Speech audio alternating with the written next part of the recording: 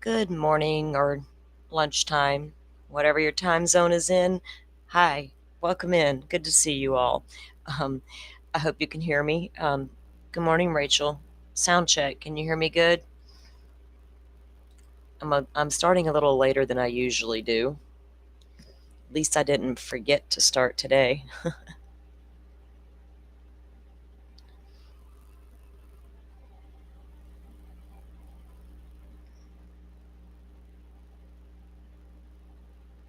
There we go. Good morning, motion to scream. What the fuck, granted. I can't just not say the whole thing, right? You just can't not. All right. Welcome in, Miss Woozy. Great. Thank you guys for letting me know.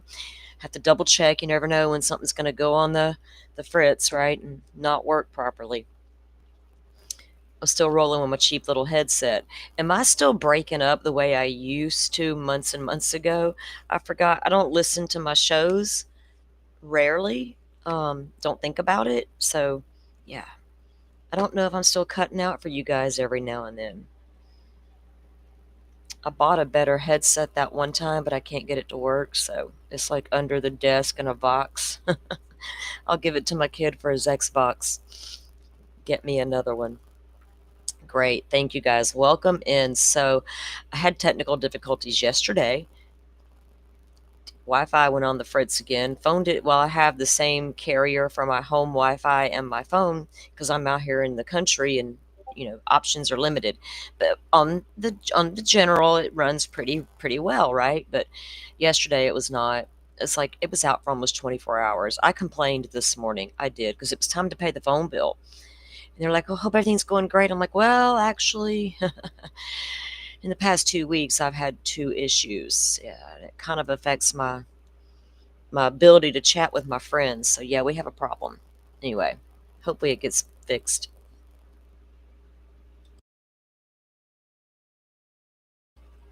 Thank you for listening while you work. Motion to scream. We're going to get through a little more of these documents here today. No static. Good. Do you hear static sometimes? Maybe because I have the fan down a little lower today. I probably need a better noise canceling microphone here. Mine's attached to my headset. I'm not doing all that extra stuff. I feel like one of those boom mics, the thing you hook to your desk, hook the mic to the arm. I feel like that would get in my way. I don't like things right in front of me and on me, and I feel like it would just be in my way. So, oh, thank you, Butterfly. Did you see? My phone's on silent, and I'm not hearing any messages.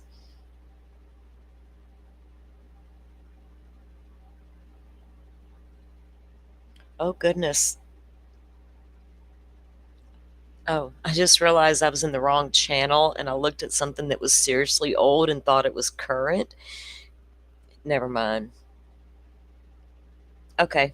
All right, Butterfly, take care of your business. Yeah, to y'all today, I had to adult and all that stuff. I just kind of went with the flow yesterday since the Wi-Fi wasn't working properly, and I can only watch TV if I have Wi-Fi because that's how I watch TV is streaming. But a big old thunderstorm come out of nowhere. It's Florida. It is what it is. I'm like, oh look, it's getting really dark outside. Oh look, it's gotten like super windy. I laid down and just took me a nap and relaxed. But this morning, though, I had to get on the phone and do some last minute adulting, getting my kiddo ready to return to school, and I had to order a new backpack and all that good jive.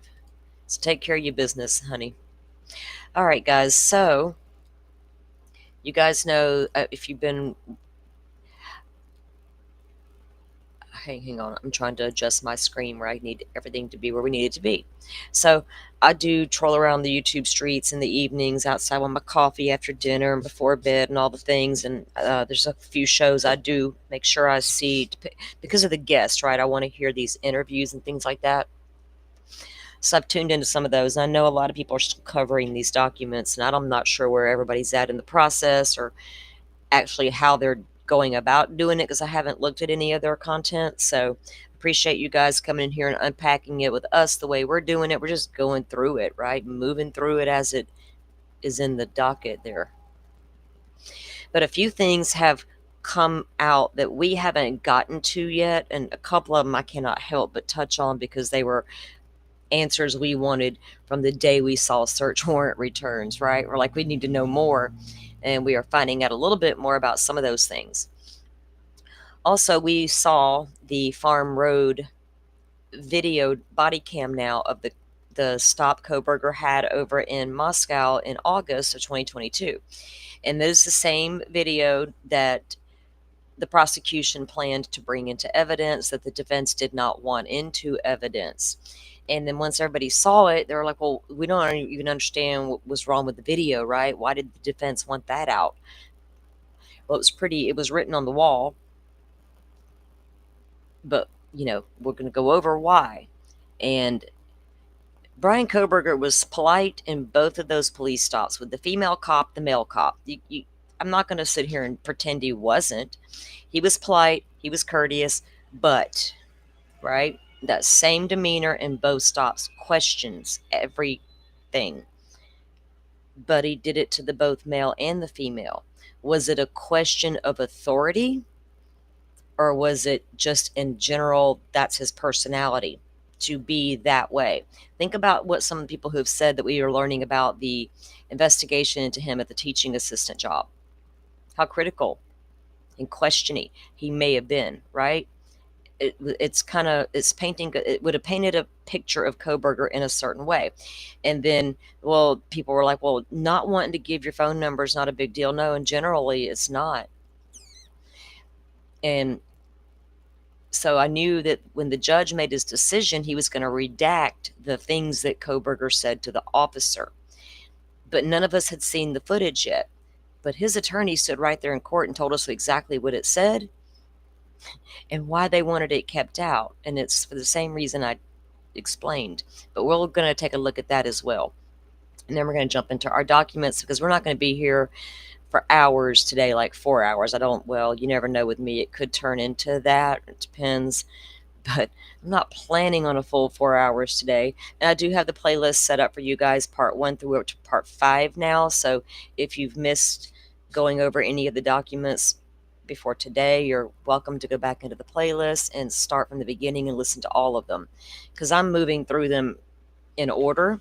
And the ones we don't read are simply because they're a one-pager or they're repetitive, and I tell you what those documents are before we skip it and go to the next.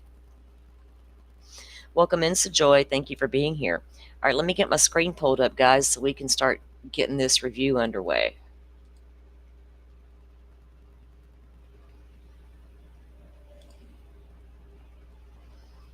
Joe Schmo should be on the road today, headed over to Texas, which reminds me, hold on a second. I remember when I was taking care of my adult business this morning, a notification dropped, something to do with Kerrville. Shoot. It's not even on my notifications list anymore. Something was, I don't know if it was like an update that it was coming down from one of the news people I followed there or whatever, but I'll look into it. So Joe's on his way over there, and is going to bring us some updates from the area once he arrives. I'm not sure what time he was leaving today. Okay, let's start out with reviewing real quick, like one more time, that the body cam footage of where Koberger was stopped. And we also know that right there where he was stopped was less like 0.2 miles. It was within 2 miles of the home of 1122 King. So not only did it place the car in the area at night, but there was multiple phone pings up to 23 in the area and such. But right here at this intersection, there's that shopping complex. We saw in the motions in Lemony all of the video cams they pulled from that shopping center. Now we're learning a little more as to why we were all like, well, what's up with that? Was he chilling in that parking lot, watching people, watching the girls? Because these all the stores that were there. We now know that the Target, Koberger was in the Target the same day Bethany was in the Target, but their checkout times are a couple hours apart. several hours apart. So we'll get into all of that as it comes up. I believe they're having the meetings today. Have to check. Meetings for what, Butterfly? I knew you would have some information, but I didn't know if you were still on the phone with your business or not. So thank you. I appreciate my girl. She's got my back with the information. And I swear we have this has been going on since we met and began communicating on DMs on the Discord. The minute I would send her a link, she's sending it to me because we watch the same stories, right? Follow the same cases. We do it every time.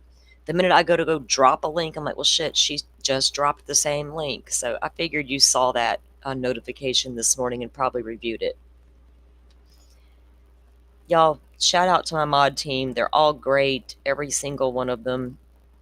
I couldn't do this without them. Honestly, when you hear creators say that, they're not lying. They're not just handing you a line of shit. It's true. It takes a little team. Okay, so let me get the screen up here and we'll go ahead and start this.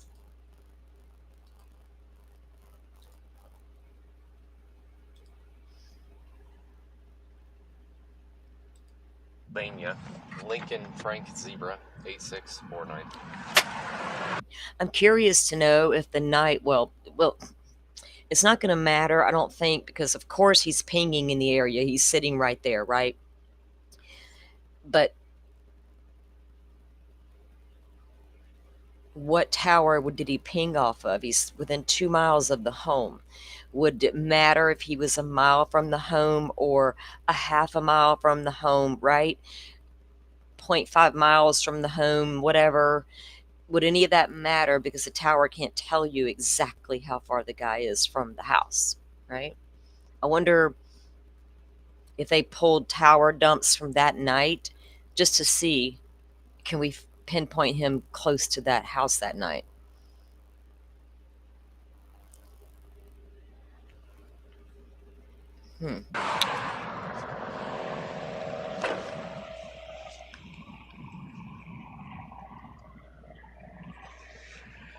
Did y'all notice how the bright lights of the cop car hit the car and it's totally white? But as that guy's approaching, and the car has a green tint to the side because of the light. Did y'all notice that? Let me see if let's back it up a second. Y'all just pay attention to that because it caught my eye the other day when we were reviewing it. But as he approaches the car, you'll see a green tint because of the lighting. See how it looks green? Do y'all remember when people were saying the Linda Lane footage the 1112? Hey there. Was a green I stopped car? you going a little fast. You didn't realize this is 35? Oh, it's 35? It is, yeah. So you go. About 41? Yeah, 43 is what the radar said. Sure. Oh, yeah. Do you have your license, the registration, insurance?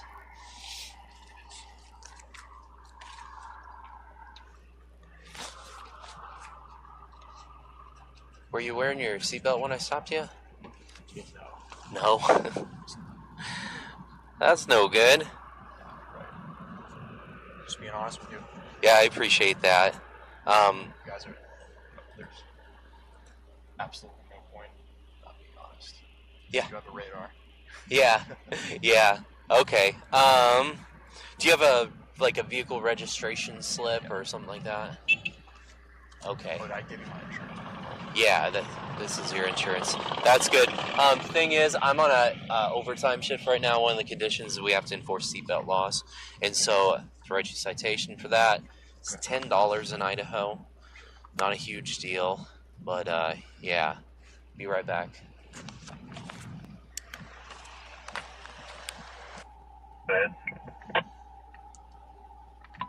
Last name Kohlberger, King Ocean Henry, Boy Edward Robert, George Edward Robert, Person Brian, Boy Robert Young, Adam Nora. It's a wonder he didn't get stopped after the crime, speeding away and all erratic. I'll be busy, psych. Y'all think about that for a second. If you're Brian Koberger and you're a known bad driver, do you own your shit and say, look, dude, in the mirror, right? Look, part of the plan, you're a bad driver. You get stopped all the time. Don't do that tonight. Like, drive the speed limit, drive safely, don't call attention to yourself. He speeds away at a high rate of speed, partly because he's got to get, oh shit, I got to get out of here. But what about after that? Did he calmly exit the neighborhood just like, ooh, drive chill? Or was he his usual chaotic driver self and got lucky? Hmm.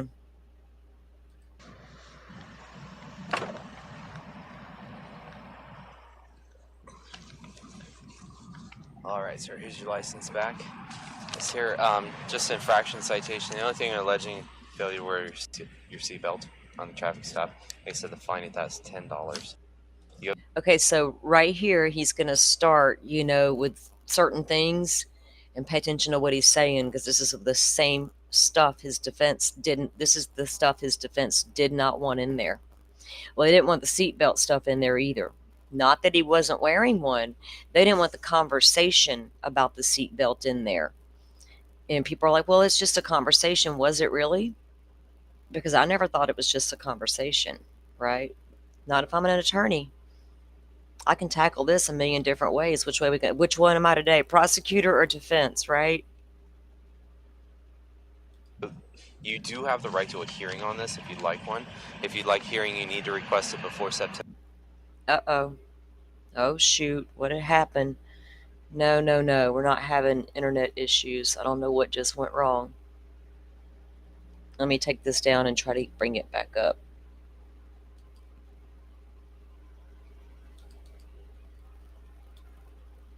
Because this part is almost over.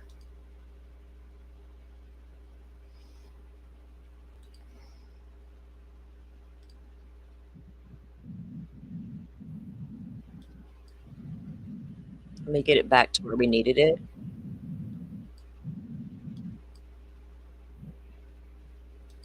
Okay, I think this is it.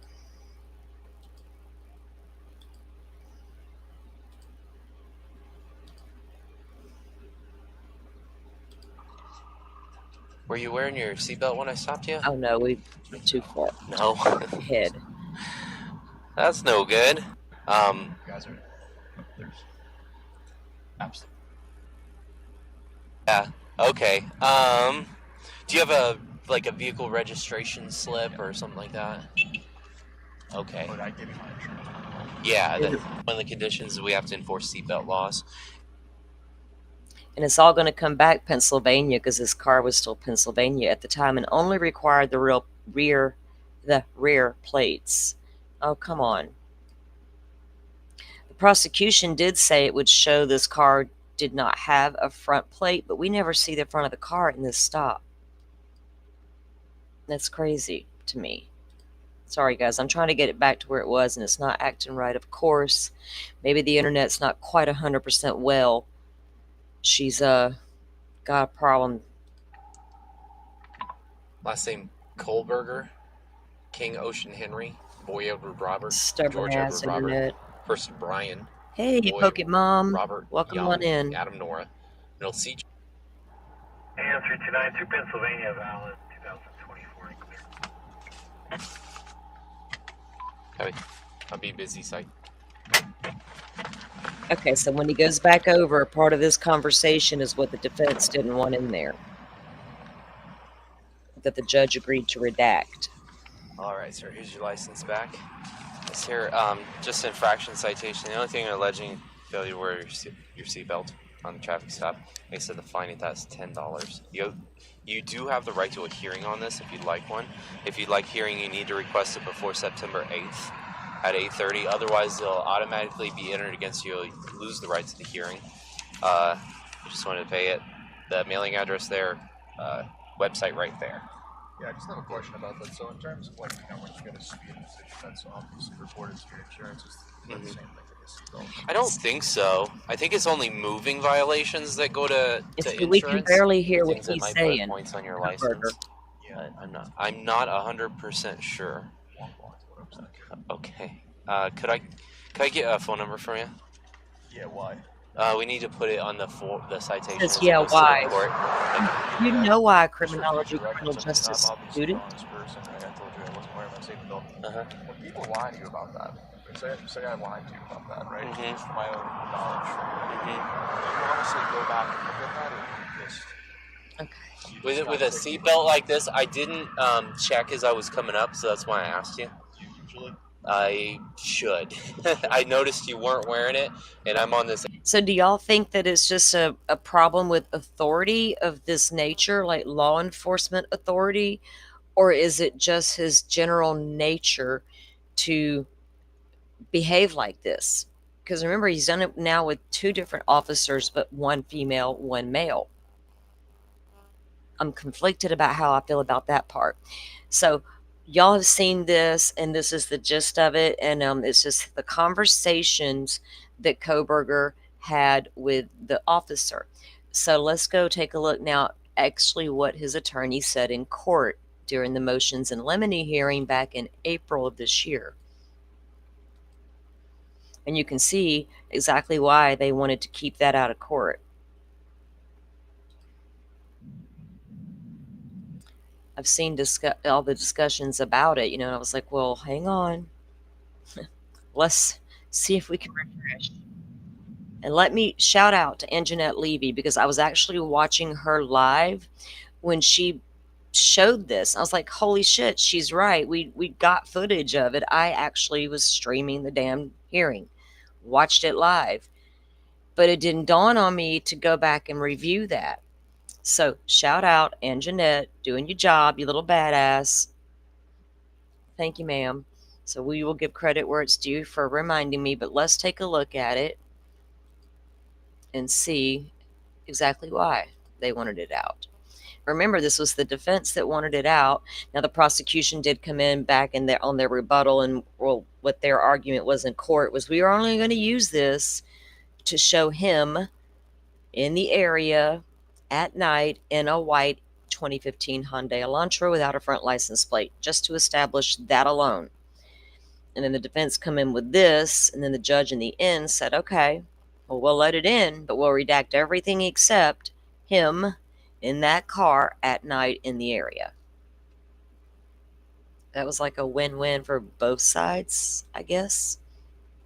So, score 1 for Ann Taylor, because they didn't want the jury seeing him behaving that way. It might mean something. It's our position that the traffic stop video brings in other acts that the state is trying to end run on. And I want to give you examples. In this video, things that make it more prejudicial than probative are that it provides presence in Moscow. It is at night. It is a visual of the car that is not just the make and model. It is Mr. Koberger's statement that he doesn't think seat belts provide much in the way of safety. Mr. Koberger's question about why they need his phone number. Mr. Koberger's question about how the officer reacts when people lie to him about wearing a seatbelt. If the court allows this evidence in, the state has the ability to use this to make many other points beyond identity. And the jury would have the ability to potentially seek to ask to rewatch the video and draw other conclusions that The jury could ask to rewatch the video and draw other conclusions. During deliberations, would a juror bring this stop up? Would they even try to enter the other stop out of WSU to compare the two? Why would the defense be concerned about that? Because it establishes a pattern for their client, a pattern of behavior. Why are they worried about that coming in? Because a good prosecutor could absolutely use it in the right way without breaking the law and making it, not hearsay, circumstantial BS. Right, ma'am? Yeah. God, I kind of wish this trial had happened. we are worried about, such as I mentioned, him being at night, not wanting to, it being at night, him not wanting to give his phone number, which could be construed as he wants to hide his identity. Oh, people might construed him not wanting to give up his phone number. A lot of folks out there talking about that's normal as hell. That's normal. Not me. I know the cop's going to ask for my damn information. I don't even go to college for criminology or criminal justice, but I'm pretty aware they're going to ask for all the things ID wise, and they're going to ask for my information, including a phone number to put on the report. I could lie my ass off and say I don't have one. I don't have a house line. I don't I'm poor. I don't have no cell phone. Not even a government phone. What's the cop going to do? Force me to prove that on the spot? No. And take it or leave it. Coburger's all like, why do you want my phone number? Dude, you know why. You absolutely already know why. So, again, why would the defense of all people want that out? Like, that's not good for the jurors. They could rewatch that and take that wrong. Or they could take it the right way. Possibly. This traffic stop. Pardon? Remind me of the date of the traffic stop. It is on August 21st. So it's What year? of 2022. So it's remote. It's Before the murders. yeah. Happened before Coburg. Okay. So both conversations about the seatbelt and all of that, they wanted to keep out. You know, not wanting to give up his phone number. Other than his odd questions, seems kind of basic. Defense made it out to be a fiasco, and so Joy, I agree with that. They, excuse me, they tried to make it appear way more, right? But when you see the video and then you hear what he's saying, well, you can barely hear what the guy's saying, but the two conversations, that's what they wanted to keep out, because that could establish a pattern of behavior for this guy. Going how far back? High school, when you got kicked out of law enforcement program, that far back type of behavior? Was that the same kind of behavior happening over at WSU? Was it part, you know what I mean? And then you go back and review. I reviewed a lot of that hearing late last night and early this morning, and I was like, damn, this was actually an epic hearing. It was like a 9-hour live that day because we had to sneak in Lori Vallow hearing that same day.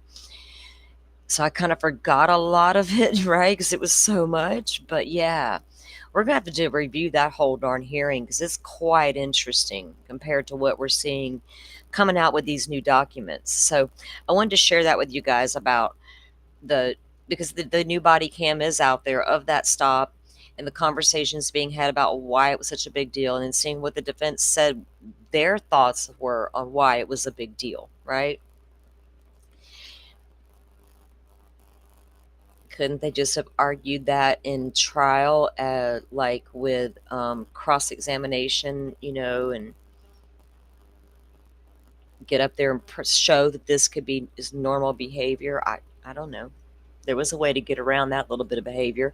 Shoot, she already wanted the jury to know that there was something. She and Taylor had already filed to ask the judge to allow her to address the jurors and let them know there is something wrong with her client before the trial. So when they notice him sitting there acting odd, they wouldn't take that into account when considering his guilt. Now, what, right? My goodness. But you want a video out that might show he didn't want to give his phone number because he's super anti-authority or just anti-people. I don't know. I think it plays to his personality. Okay, quickly, we're going to look at something, we're not going to play the whole thing, obviously. I'm not going to do that. I got the timestamp. We're going to look at something that a lot of us, when we saw the search warrant return from Pennsylvania, there was hardly anything found in Koberger's apartment. Not even a shower curtain. Because apparently Ann Taylor said he was like a germophobic and he liked to change shower curtains because he was afraid of mold, which was that trying to explain away not having one in his apartment? I don't know. But there was barely anything there for a guy who was supposed to return to the apartment to continue school. Anyway, they found a bunch of stuff at the Pennsylvania home of his parents. That's where a lot 90% of the search warrant return items came from. So in that warrant, there were 2 IDs found in a glove in a box. They were always in a glove in a box, not a glove box of a car, not any other, nothing more than that. That's all we knew. In a glove in a box. Now, shoe box, wood box, hell, I don't know. Cigar box, crayon box, I don't know. Just a box. So apparently there's a document on that we have not got to yet. So we're going to play what Brian had put out. Let me get the timestamp here so we can just review that part. It's interesting, and I have thoughts, and I need to hear more because I'm trying to figure out now who the heck it is. We learned a long time ago through, I'd say, like, God, it's kind of hard to remember. I want to say Kaylee's dad touched on this at one point in an interview. How did we figure that out? It was Ann Taylor in court reaffirmed it, that the IDs found in the Pennsylvania house did not belong to one of the victims in Idaho. Okay, so we knew that. Let me get to where we need to be on this video. So we were like, well, if they didn't belong to the people in the house, who the hell did they belong to, right? Were they Koberger's IDs? Why would the cops take his IDs? Why would he have his own IDs in a glove in a box? So many questions. All right, let me get the screen back up. Some of you may have seen this already. I don't remember when I saw it. It could have been late last night. It could have been this morning. It all runs together for me. That were found after Brian Koberger was arrested. When they did the search warrant in Pennsylvania, they found 2 ID cards belonging to women, and I want to read you this. The 2 ID cards were of 2 women who were former co-workers or acquaintances of Koberger from several years earlier, Thompson said. 2 former co-workers from before, right? And that was apparently what Bill Thompson told Kevin Fixler of the Idaho Statesman. Brian says that he's been trying to get an interview with Thompson, and Thompson's just not returning the messages or responding to the email or whatever. Nothing. He's heard nothing. It's crickets. But so he gave Fixler a shout out, and the article is on the Statesman's website, I think, now. But anyway, this is what the prosecutor said. And hang on, let me go back a minute. At least one of them. Okay. Don't act up. You play yourself right now.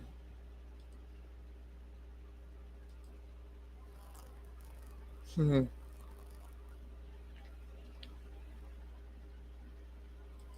course it's gonna. Oh, here we go. Do this. The 2 ID cards were of 2 women who were former co-workers or acquaintances of Koberger from several years earlier, Thompson said. At least one of them was from when he worked at a part-time security officer at the Pleasant Valley School District. Koberger graduated from the district's high school, and his parents previously worked for the district. Sorry, I don't have my glasses out here. So I can't see that well. Both of the individuals were contacted by investigators, Thompson told Kevin. They don't know how Mr. Koberger ended up with those items, and they had not been harmed or threatened or anything themselves, Thompson said. Hang on. So that's interesting. We had heard about these IDs. There were some IDs listed. Oh, come on. This is gone. And they had not been harmed or threatened or anything themselves, Tom. And they had not been. They don't know how Mr. Koberger were contacted by glasses out here, so I can't see that well. Both of the individuals were contacted by investigators. Parents previously worked for the district. Sorry, I don't have my glasses out here. I'm sorry, y'all. Was from when he worked at a part-time security officer. Here we go. Now it's going to act freaky again, but give it a second. acquaintances of Koberger from several years earlier, Thompson said. At least one of them was from when he worked at a part-time security officer at the Pleasant Valley School District. Koberger graduated from the district's high school, and his parents previously worked for the district. Sorry, I don't have my glasses out here. So I can't see that well. Both of the individuals were contacted by investigators. Thompson told Kevin they don't know how Mr. Koberger ended up with those items, and they had not been harmed or threatened or anything themselves, Thompson said.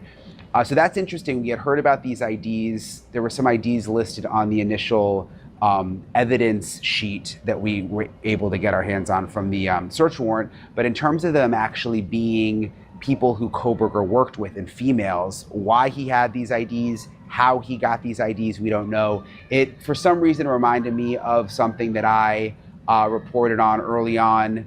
After Koberger's arrest, he had a neighbor, someone who lived close to him in Pullman.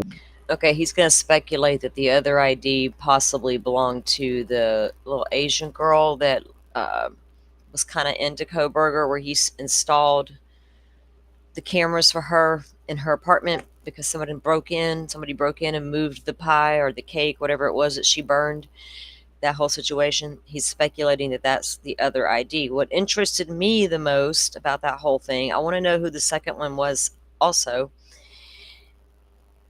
Brian Koberger did work security at the Pleasant Valley High School, after he graduated. I think he was attending, was it Northampton by then, psychology, the community college. I got to go back and review the dates. So he did work at the school as security. But when he attended high school, he was kicked out of the law enforcement program. So it's weird that he got a job in security there later. But anyway, that's where one of the IDs came from. A girl he worked with at the security job. That's super interesting. Was the other one Dana Smithers?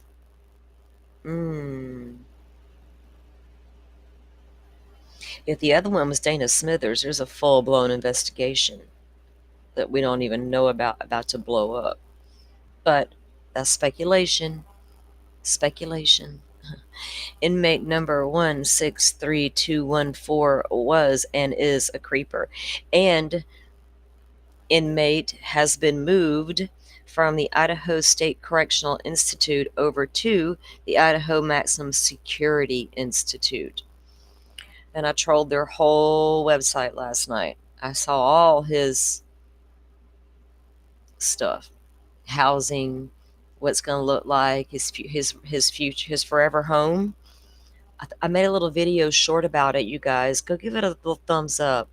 A little short about Brian Koberger's new digs. I did. I couldn't help myself, and yeah, so funny. Okay, so yeah, so that is creepy as hell. Yeah, you're right. Creepy as hell. How the hell did he get the ID of the other person, right? Of the female? Both of those IDs. How did he obtain both of them? And who was the other one? I mean, I don't need to know the other one, dox this person, nothing like that.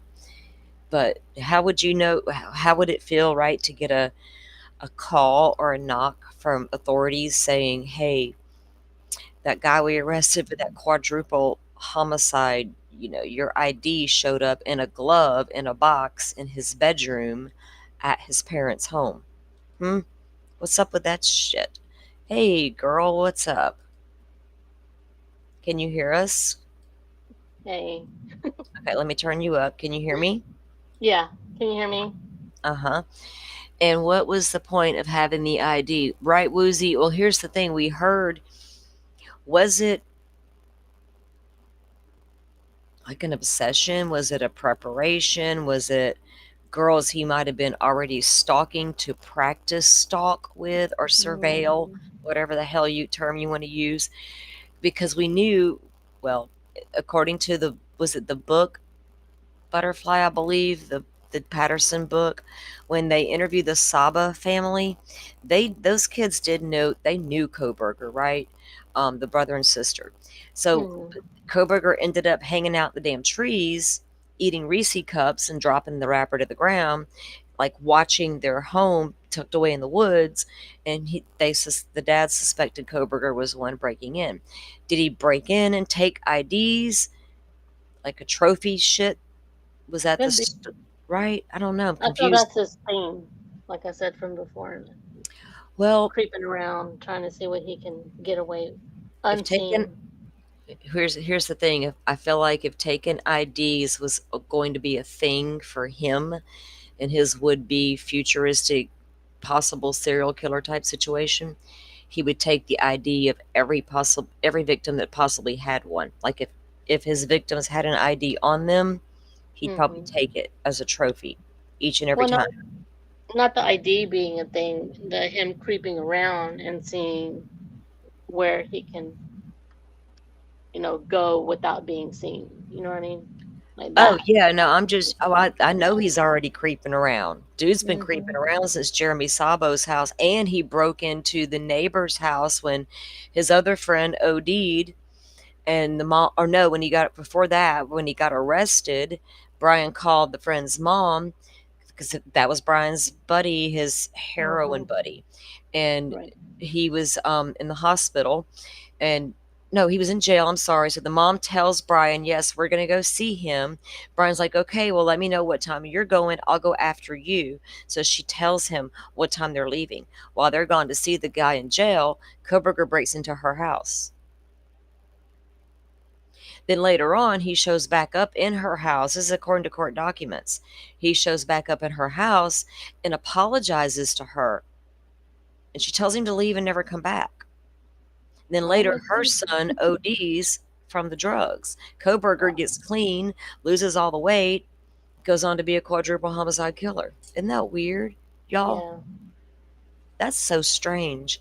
But how did he get the damn IDs? Was it like I stalked their house and broke in, practicing my skills and stole them for trophies? Or did he steal them out of the office? Remember, the Asian girl had the key in the document. It talks about, or no, was that the Dateline that talks about she I had a think it was key a that went Dateline. missing? The I think it was Dateline? a Dateline. Yeah. So you know what I'm talking about, right? Hmm. Yeah, so she Yep. claims that she had a key that went missing out of a drawer. Well, not she claims, Dateline claims. Let me correct that. Dateline claims she had a key in the drawer and then it was gone, and she asked Koberger, "Have you seen my key?" He's like, "No." Later that day, it shows right back up in that drawer, and she shares an office with Koberger. And I'm like, "Well, Hmm. that's freaking odd." I would be looking sideways and red flags all over the room at that point. I'm in here with a weirdo. My key was not Exactly. here. I fucking know it wasn't here. Now it's here. Mm-mm. Can I get a closet, please, for an office? I'm cool. Hey, low Yep. light. Mm, I lo- I'm just saying, I'm in love with your Twitter account. Like, it's the highlight of my day. I can't wait to see updates. So thank you for those. I appreciate you 100,000%. If you know, you know. So thank you, thank you. Thank you for tuning in. We appreciate it. All right, No, let me like, see. That is weird that the ID situation, right? Now, here is something I recommend. We're not going to play this whole thing either, but we're going to drop a link to it.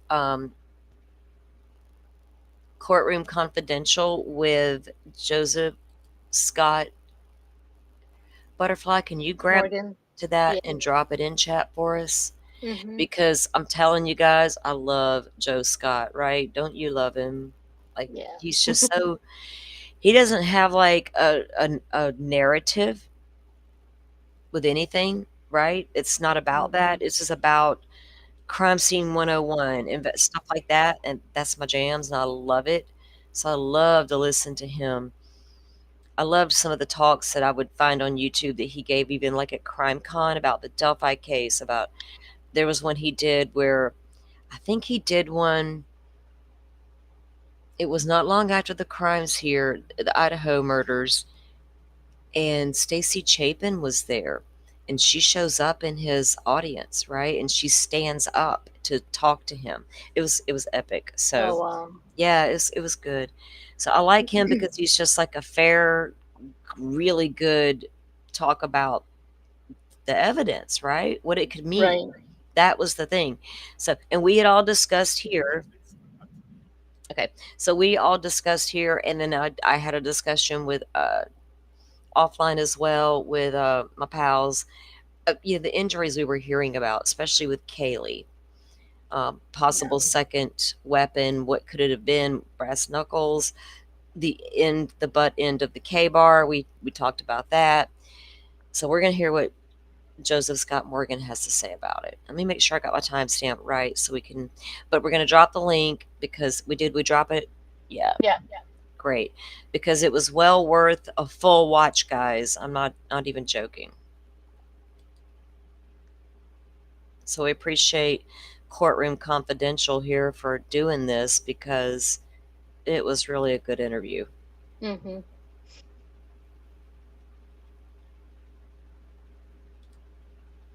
Okay, let me make sure I got my 12.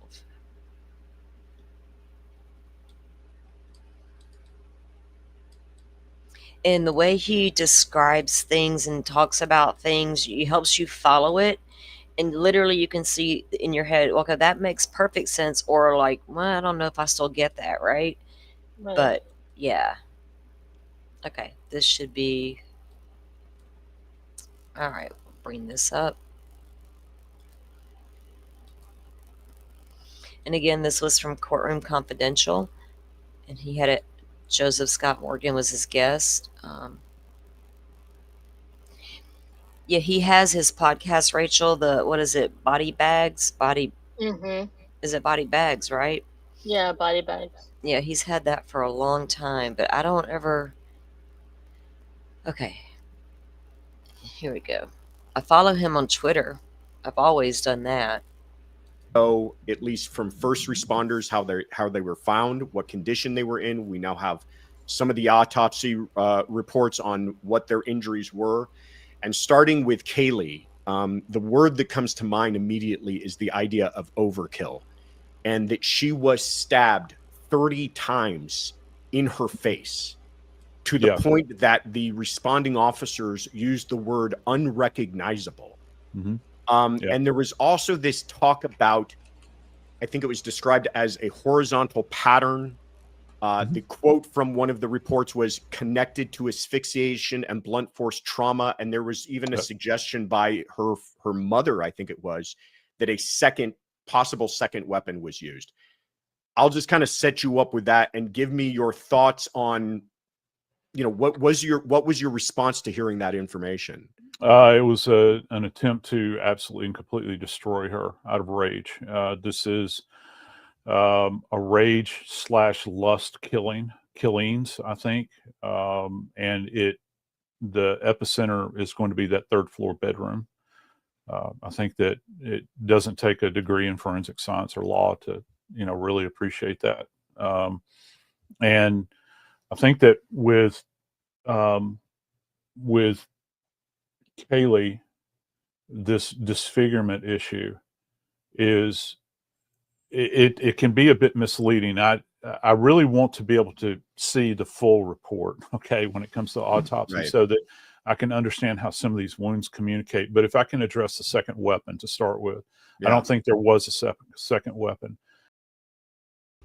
So he didn't think there was a second weapon. And interesting language to me was he wanted to see how these wounds communicate. I'm like, I'm here for it, buddy. I didn't think it was morbid when he said, I want to see those reports, right? I get it. You got to analyze it, Yeah, right? and that's his. Mm-hmm. That's what he does. So Exactly. That's what he does. And without his own eyes on it, he can't make a super fair evaluation. He can go by what he's hearing and reading and seeing. So, but he has a damn good analysis, right? right. So yeah, like, yes, I agree, Joy. Right, low light? What? So he didn't believe there was a second item used, and he's going to tell us why he believes that. Okay. But how those wounds communicate, um, you can almost sometimes wounds tell a story, just like the blood spatter tells a story. Mhm. But in her case, I don't know if that's possible with Kaylee because of the horrific things she went through. Hey, Miss Shorty. Sorry. Welcome in. Thank you for coming in. All right. We're going to get to reading a little bit more of those documents here in a minute. We're almost done with our review of the stuff this morning. I think that it was probably the K bar. And with the K bar, um, if you look at it, it has got a rounded butt on it. And we're talking about the opposite end from the tip of the knife. Okay. Right.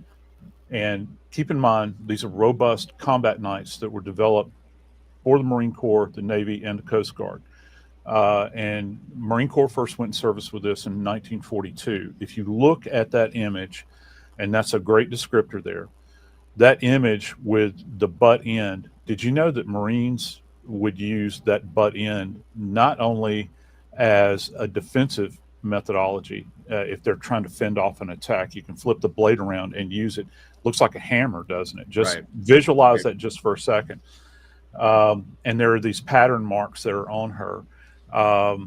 And actually, K-bar knives have been used to literally bluntly hammer things with in the field. And I'm talking. So when we first found out there was a K-bar knife, there's a bunch of videos out there about K-bar knives. And absolutely, these guys are out in the woods. The ass end of that K-bar is just like a hammer. Bam, bam, bam. You're not going to damage that end of the K-bar. Isn't that crazy? I mean, it's not, because it's a military grade weapon. And you don't want our military out there with some flimsy ass little knife either, right? Mhm. They can't have no pocket knife. They can't have my daddy's deer hunting knife. Well, I guess he could, but I don't think my dad's ever owned a K-bar military style knife for what he Yeah, does with his deer yeah. that he shoots legally in the woods. Yeah, my husband Deer doesn't have tags, I knives. promise. I promise. He has knives, He collects eats them. knives, It's but for that's food, not. right? Yeah. Right. My stepdad had a nice little knife collection, but no K-bars. Yeah. They were he was into collecting those, like, remember when the coins were big, the quarters that came out with the state, they changed it to the state Mhm. logos and stuff. Anyway, my stepdad and my grandfather both collected those things, but my stepdad also went into collecting these knives, and he had some beautiful knives. My son now has those, most of them, so it's all good. But yeah, it's crazy that when you think about the end of that knife, that some of us did look at that, and you know how thick and strong. So if you think about the shape of it, like he's going to go into, and them saying there's some sort of pattern on Kaylee, but nobody knows what that What? was. So my Yeah. mind goes back to the damn Delphi trial and how there were serrated style marks on one of the victims, but nobody knew how or why until one day the guy who does the autopsy, or the coroner, I forget which one he was, somebody correct me, low light, correct me, which one was it? Says, wait a minute, could be a box cutter, like I got one laying right here, and that's what made me think of it. And then they're like months later during trial, oh yeah, this is what I did think it. it was. Right, this Yeah, I is what think it did it. was. We stumbled upon this marks made this marks. So these marks, right, going back to these marks, no one knows what those marks were from. Sometimes you won't ever be able to say for sure what they're from, Mhm. because if there's, I hate to get graphic, but if there's twisting involved with a stabbing effect, isn't that going to mess up a pattern? Do you know what I mean? Yeah. So it'd be kind of difficult to say for sure. And we'll review Unless, eventually yeah. what Kathy Mabbitt said initially in the beginning about these wounds to these victims. It's very early on in the case. About in the field, like in combat. They're used to open crates of ammunition. They've been used for a number of things, but at its core, that this is a combat knife, and it's very heavy. My wife actually bought me one I guess it was probably after about 6 months of me going on air and talking about, how Go horrible wifey. this was. And I took it right out of the box. And Josh, well, I got to be honest with you. I hope you guys don't think I'm too insane. I was able to actually take it and shave the hair on the back of my hand with no Yeah. problem. Right The out of the thing- box. Yeah, and according to what we're hearing, he had also purchased a sharpener. Uh, the knife I had not been stoned by my own hand, so it was very very sharp. So right out of the box, these things are That's very crazy, right? they have the potential for lethality, Mhm. high end potential. And this disfigurement that you're seeing, I submit to you that these are not. This is not, although there are stab wounds, I believe, and incised wounds, which are different. I think a lot of this is blunted action where he's just pounding on her. You can also take this knife, if you think about how you standardly hold a knife, just wrap your hand and you have the handle there. It's very easy to appreciate. You wrap your hand around the handle of the knife. It can be used almost like a set of brass knuckles Right. where you're fighting. And there are accounts in battle of individuals using these in that method where if there's a charging force and you're having to punch and throw a punch with this thing and then you stab them afterwards, it's part of hand-to-hand or CQB, close quarters combat. um, so he went all in on this. There were two two trains of thought relative to the number for injuries, and this is a real tell as to how many injuries there are. If I remember correctly, Mr. Gonzalez had mentioned 30. The report that I got that came, I think, from the police report said 24. Mhm. You get this lots of times with sharp force injuries, and I'll tell you why. Because when you get into a frenzy, you have these insults that cross communicate or overlap. So even after you have cleaned the injuries and washed it so you can really appreciate it, sometimes it's in the morgue with great lighting. It's really hard to say this is definitely one stab wound, this is a separate one. So many times things overlap like that, and it gets very very confusing. We had that happen actually with So let me ask you guys this. So we have dropped, thank you, Lisa, for your comment there. I appreciate you being here watching it. It's a damn good interview. So we have dropped the link. Both mods have dropped it at different times for you guys. Click on it and you'll go get the whole entire interview. It is worth the watch. So when these experts are evaluating what happened to Kaylee, they're saying she was stabbed in the face. Horrible. So, and the way he Mm. describes, if you hold that K bar and the damage the end could do, was I don't know. Silencing her. No, he's hitting with the end of that thing. That's not to you Mhm. can't, like, that's not hold it. That's not the same as holding a hand over the mouth. So I don't Well, believe no, it. Yeah. she, The only thing that says there was a hand over her mouth was her family, yeah. because they don't know what caused the marks. They hear marks around the mouth that we don't know what caused them.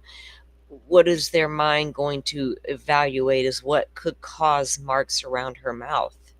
Mhm. Was she bound? Was there a hand over her mouth? What? They don't know. Right? They don't know.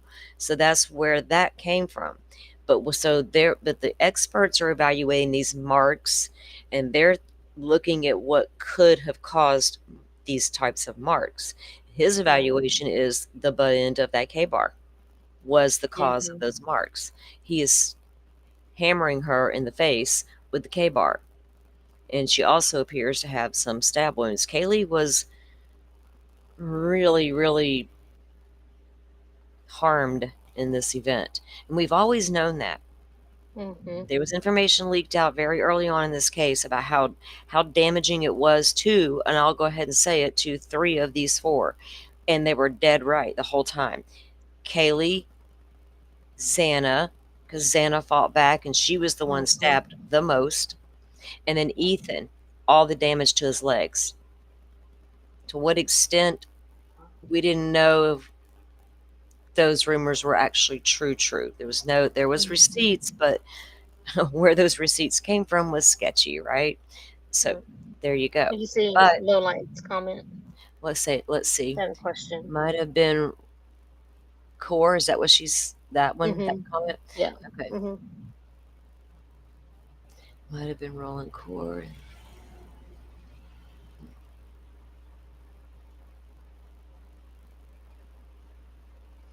I don't know if about Papa Rogers being Coburger. And I see what you say, Core and Delphi.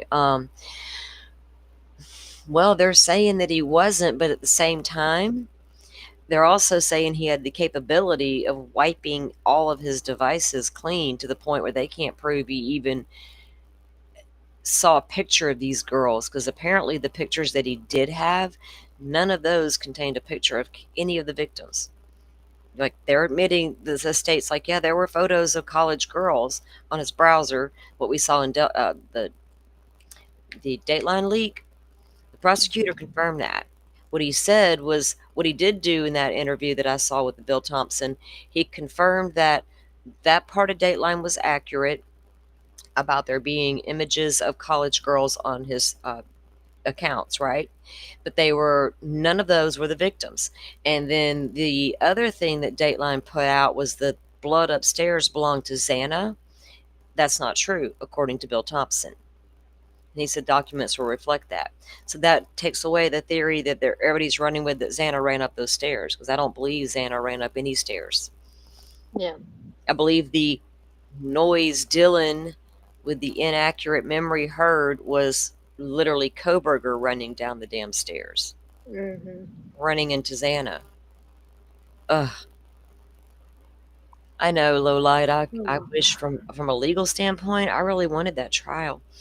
All right, I think that was it on the stuff to review with you guys. Let me double check and make sure I didn't have anything else set aside, and then we'll read some of these documents.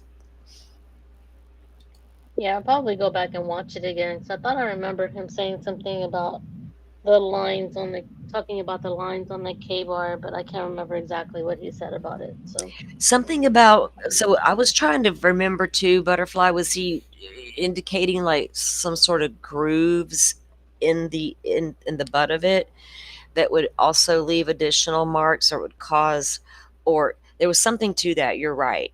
So he did, and I'm telling you guys, it is really worth, and I need to review it again too. I took it as the lines on the actual handle. Like, could he So have like just hitting her like pressed, sideways with it, or to, just pressing on it, like to hold it down or holding something? it I mean, over I her don't know. mouth. Hang Yeah, on, so let yeah. me, because I got to figure I out could now. be wrong. That's why I'm saying No, I no, want to no, look no, no, into no, it. no. It's worth exploring, because here's the thing. Now that you That's what I said it, meant by silencing her. right? Okay, because now that you've said it like that, I can see it in my head. Because before, I got to figure out how does this happen, right? So if there's the marks on the side of the handle parts, what she's talking about, guys. Markings there because of the way it's made. So if he takes it sideways and he presses it over her mouth to silence her using the K-bar, right? Pressing into her hard enough, is that going to leave marks, right? Is that what you mean? Yeah. Right. Okay, I got you. That's what I meant. And he was also talking about the butt end, so maybe he used it in all the Both. ways, right? Yeah. That one weapon was the perfect weapon of choice for what he had in mind as disgusting, right? If you say that's the single weapon that caused all of that to poor Kaylee, damn, you know. Rachel said he did say that. Okay, cool. Yeah, Pokemon, I can see it, right? Yeah, but yeah, I recommend you guys go check that thing out, because it is cool. Okay, so yeah, that was it. So let's pull up our documents, and I gotta remember to do it the way this computer likes me to do it. And we left off with interviews. I think we were up to Ava Wood. We ended with Josie Lautner. She was one of the neighbors that was next door that ran over when Dylan called them, and she had spoke of the Adderall use. So Yep. toxicology reports apparently report that there were large amounts of alcohol in the victims, but no illicit drugs. Um, does that mean somebody had a prescription for something and that would verify, or be a check as to why that would be present? I don't know. I didn't see them. I didn't see them. You know what I mean? But that's what the toxicology apparently says. Let me check my. Oh, there was also a new document in the Koberger case that dropped. Oh, yeah. Yeah, I was going to look at that before we started that review of the documents again. So I've got a little while to review the things. Okay, but this one wouldn't take long. Okay, because I checked this morning and I haven't checked in like a couple days because I know they need time to finish doing whatever they're doing to unseal. But I check back every couple days to see if they've dropped any new orders on the unsealing, the great unsealing. All right, let me get the window up for you guys. Yeah, Rachel shared a picture of the K-bar where he was showing it in the live yesterday. Oh yeah, that's like the stock photo. Mm-hmm. This Oh, yeah, no, he's like holding it up. Yeah. yeah, of the K bar that. Morgan was holding it up. Yeah, she Oh showed yeah, it. I think I think I got that in a damn video. Okay, so this came down and it was from judgment of conviction and commitment, and of course got his information there. On July 23rd, William Thompson and Ashley Jennings, Joshua Hurwitz, Jeffrey Nye, Madison Allen, counsel for the state of Idaho, and defendant Brian C. Koberger, with his counsel, Ann Taylor, Melissa Masseth, Jay Logston, and Becca Barlow, appeared before this court for sentencing. Defendant was duly informed of the indictment returned against him for the crimes of Count 1, burglary, Count 2, murder in the first degree, Count 3, murder in the first degree, 4 and 5, 4, all murder in the first degree. Defendant and his counsel were then asked if they had any legal cause or reason to offer why judgment and sentence should not be pronounced against the defendant. And if the defendant or his counsel wish to offer any evidence or to make a statement on behalf of defendant or to present any information to this court in mitigation of punishment. And this court, having accepted such statements and having found no legal cause or reason why judgment and sentence should not be pronounced against defendant at this time, does render its judgment of conviction as follows. And then it is ordered and adjudged and decreed. The burglary and all 4 counts of the murders. And of course, count 1, he was sentenced to the custody of the State of Idaho Board of Corrections for a fixed 10-year term, and that was on the burglary charge. And then for the murders, fixed life terms in prison on all counts. Then it goes through each one individually. It is further ordered that as to each count, defendant shall pay the following county justice fund and court expenses surcharge of $10 pursuant to Idaho Code, court costs and fees in the amount of $17.50, court technology fee in the amount of $10, emergency surcharge fee in the amount of $100, peace officer and detention officer disability fund fee in the amount of $3, peace officer training fees in the amount of $15, and victim notification fund in the amount of $15. The parties were not prepared to stipulate to restrictions. The state is directed to notice restitution for hearing if the parties cannot stipulate to amount within 60 days. Well, there's been no filings on that yet. pursuant to Idaho codes. And then a defendant is hereby assessed and ordered to pay a maximum of $50,000 for a total of $250,000 payable through the clerk of court. How do y'all figure he's going to pay it? I don't know. Parents What do you- give him the money? I don't know. I need to research the prison work program and see how much he makes per day. Mm-hmm. Are you allowed to work if you're in maximum security? I would think not. Yeah, that's weird. They can't I have put a no idea. security team around you just so you can work around the prison, sleeping floors. Shit, that's ridiculous. Yeah, They may not have your back after all. exactly. Huh. And I don't think Idaho allows him to profit like off a book, right? He's not allowed to Yeah, I profit don't from think his so. crime. Doesn't mean he can't give interviews. I don't think he's allowed to profit from it. So I'm not sure how that payment will work. And boy, that payment plan would go on forever if you had to use your prison pay. Mm-hmm. Pokemon license plates. Well, I don't want a license plate for him. You'd have to say, I don't have no You commissary can keep money it. because state of Idaho's taking all my license plate money. Pokemon ain't got no commissary means. Shit. I can't order commissary because I got to pay this shit. That's when the people who write him out of sadness and like empathy will be like, well, we'll order Oh, you. I saw all the stuff that we could order you, Brian Koberger, which led me down a rabbit hole. And so I know what all I can send Stefan Stearns. And then I realized what all I could send people in my local county jail. And I was like, well, damn. If I ever get thrown in the county, it's not going to be that bad. yeah, those monsters ain't getting nothing from me. Oh my God, it's crazy Yeah. that these special meals, right? That's what I'm referring to. These special meals they can order and have, and it's insane. Defendant shall comply with no contact orders entered by the court. Remember, they extended those for like 99 years. They were in place from the very beginning, I think throughout trial and maybe beyond whatever. I forgot the actual expiration date.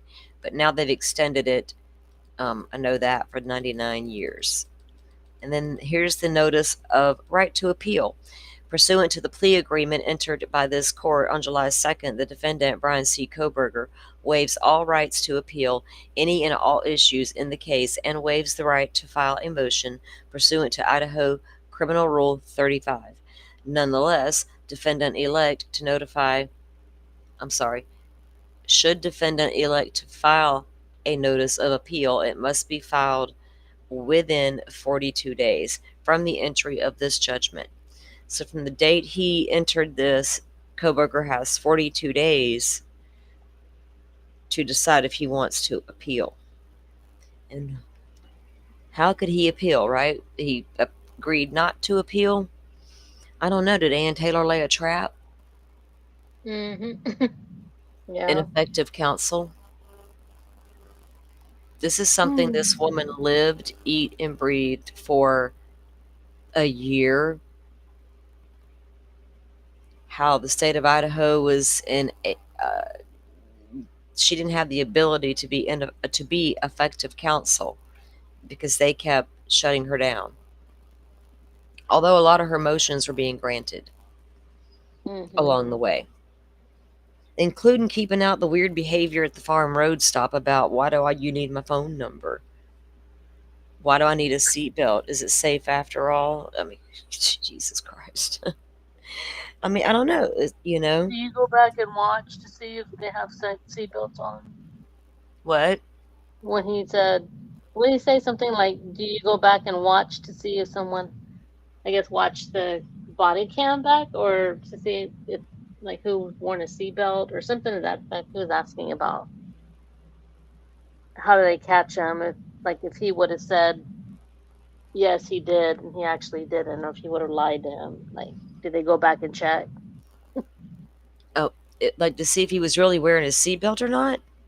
Well, okay, so he didn't lie to him, right? He told him the truth that he didn't have it on. Right. But then when he came back, he asked him a question unless I'm wrong about that, about do you go back and check? Like if I had lied to you and told you that I did have my seatbelt, do you go back and check? I think that's what it was Right. Check your asking. body cam to see. Mm-hmm. Well, If I was lying to you. yeah. Well, that shows his that the defense didn't want none of that in. Remember? And so Mm-hmm. then, if so why would they not want that in? Because it shows his level Yeah. of, I don't know if that was a thing against authority or of that nature, law enforcement, or if it was just his demeanor overall Right. with everything, Questioning everything. Yeah. everything. Yeah, that's what I don't know yet about this dude. It appears to be he did that with everybody. Yeah, that's what it seems like. Even from the people we've heard that went to school with him at WSU, Mm-hmm. right? He had that same Yeah. nature. The people from the pool party that knew of him or met him there, and then again at the hiking trail, kind of described the same demeanor. I mean, and he's not like he's a nice guy. Like, I can't sit here and make him out to be some demon because it's not. He doesn't come off as a demon. He may come off as a bad vibe to some people who can read vibrations. He might come off odd looking to some who aren't into big eyes. He might. Do you know what I'm saying? Well, People are neither was so Bundy, different. so there's Their that. perception of Koberger, it runs the gamut of how you perceive the guy, right? To Mm-hmm. me, he would have been tall guy walking past with long arms. In the story, I don't know how much attention I'd paid this guy. But those Mm-hmm. things I'd noticed. I'm a people watcher and I watch everybody passing me. I don't know what's about to happen as you pass me. Or you got a knife stash and you're about to wheel it on the sidewalk. I mean, what's going on here? You never know about people. So don't come in my bubble because you're being watched if you are. Let me just put it out there like that. So I would notice certain things. Light colored clothes, dark colored clothes, just in case. You never know. I might try to make eye contact. It depends on how fast this person walked past me. But I got to remember some key things, right, just in case. But anyway, I don't Same know. here. Right, and we hear on throughout some of these documents that the way this one lady describes this episode over in Clarkston, where she ends up coming forward to tell about the when they and I went to the map immediately, and I'm like, oh my god, we have to look at that shit. So she says that when they were over in Clarkston, they went down to the Costco. We know they obtained video footage from that Costco. And apparently, Brian Koberger tried to enter through the wrong doors of that Costco and got turned away because he didn't have a membership or whatever. I remember that. So, right, remember that? So then Mm-hmm. she sees, so they leave the Costco, her and her husband, and they go down the highway and they turn and they cross a specific bridge. And she notices a guy out there walking among the grassy area, she said. So I found the bridge, and both sides have a little grassy area. I'm like, well, how would she have seen him? So I trolled the Mm-hmm. street. I'm like, oh, well, over here on this side, it really would be easy to see somebody. But the person she described seeing was wearing casual business. Who does that sound like? Think about it. Mm-hmm. Casual business. Thumbs up, mommy. And we hear that Brian Koberger liked to wear his button downs long sleeved. Was that to cover up the arms? Right? I don't know. Mm-hmm. So Yeah. anyway, that was the only document dropped since the case was, pled out, and we are waiting on more to drop, more to come. So we got to get to moving through these documents now. Let's get to it. Let's get to it. Yeah. So wait, hang on. Okay, here we go.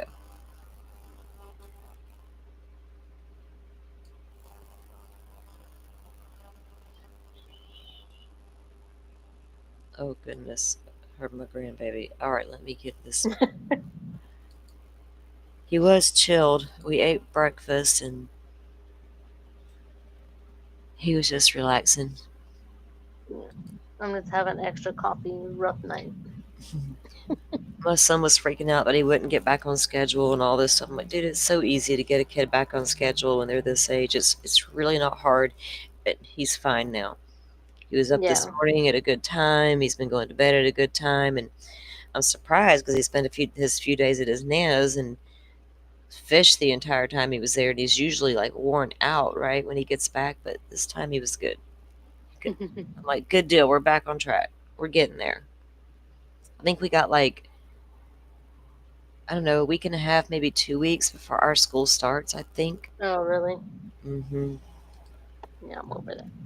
But yeah, I remember I would always tell them, especially the older they got, I was like, if you don't start, going to bed earlier, you're gonna regret it. And sometimes they wouldn't listen, and I would just be like, oh well, they're gonna have to learn at some point, so they're gonna learn the hard way, I guess. So Well, I figure he's 9, so he's at that age yeah. still when he goes that first day. By the time he gets home, he's going to be so tired. Mhm. Um, it's not going to take but a day or two to get him right back. Yeah. So Yep. then you can't let him fall asleep too early though either, right? No, Mm-mm. no, no. Get up, little one. You find something to do. Homework, Right. chores. They're like homework. School just started. Well, let's find something to do. Okay. So this is we were up to.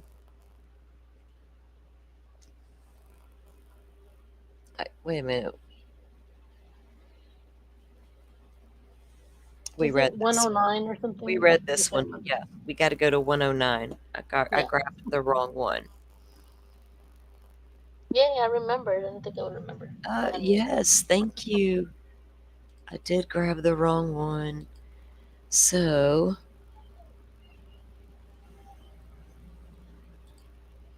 we would just grab the right one.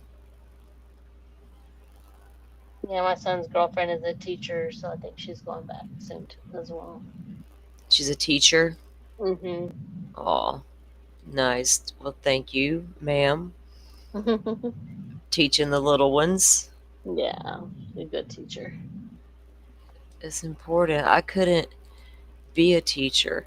Like when Nope. COVID happened and I'm in Florida, so they didn't online school. You Yeah. weren't forced to do that here. But I did do it for a Mhm. while, and my kid was like preteen age. I'm like, nah, man, I'm not a teacher. Right. Like this homeschool shit, And my kid was in gifted programs, right? Like the gifted classes, all since like second grade, and so but it turns out he was all about in-person learning that had to Uh, grab his attention. You know what I mean? It was such a yeah. different atmosphere to get Visual. his Yeah. attention, the visual learning, and it was Mhm. harder for him to even want to pay attention at home on this computer. I was like, "Oh man, and I am Yeah. not a damn teacher. I'm a mother. Right. I can teach a lot of things, but this school stuff, I mean, I can help him along when necessary, but nah, I wasn't that mom who broke out with all the little cool TikTok here's our new desk situation. Yeah. You know what I mean? That whole Yeah. thing. I was like, my struggle is like not like theirs. What's going on here? Is it me? And plus, they were older, so it's like, Oh my God. yeah. Ah, a girl I had older grown up kids that weren't even in school. That one was killing me. I was like, no, I would happen to have a preteen during some damn pandemic situation. What the hell? Mhm. What happened to this world? Right? Right. Like Like I 15 wasn't years prepared. 15 years later, we got this weird pandemic thing happening. We're like, what the hell? I was all like, what would Jesus do? People all arguing and stuff. I'm like, y'all remember when Oh y'all used wow. to have that little thing about what would Jesus do? Yeah. Can we just Oh wow, ask ourselves definitely. that for a minute and answer it honestly if that's what you believe? Yeah. What would he do? I don't know, but let's discuss it. Okay, Right. whole different situation. I don't want to get struck on the YouTubes for talking about a political Mhm. situation because to me it wasn't about all that. I didn't care about none of that. Okay, Dustin Blaker, 109. And this was an interview with this girl was in the Amazon documentary. She lived across the street from the girls.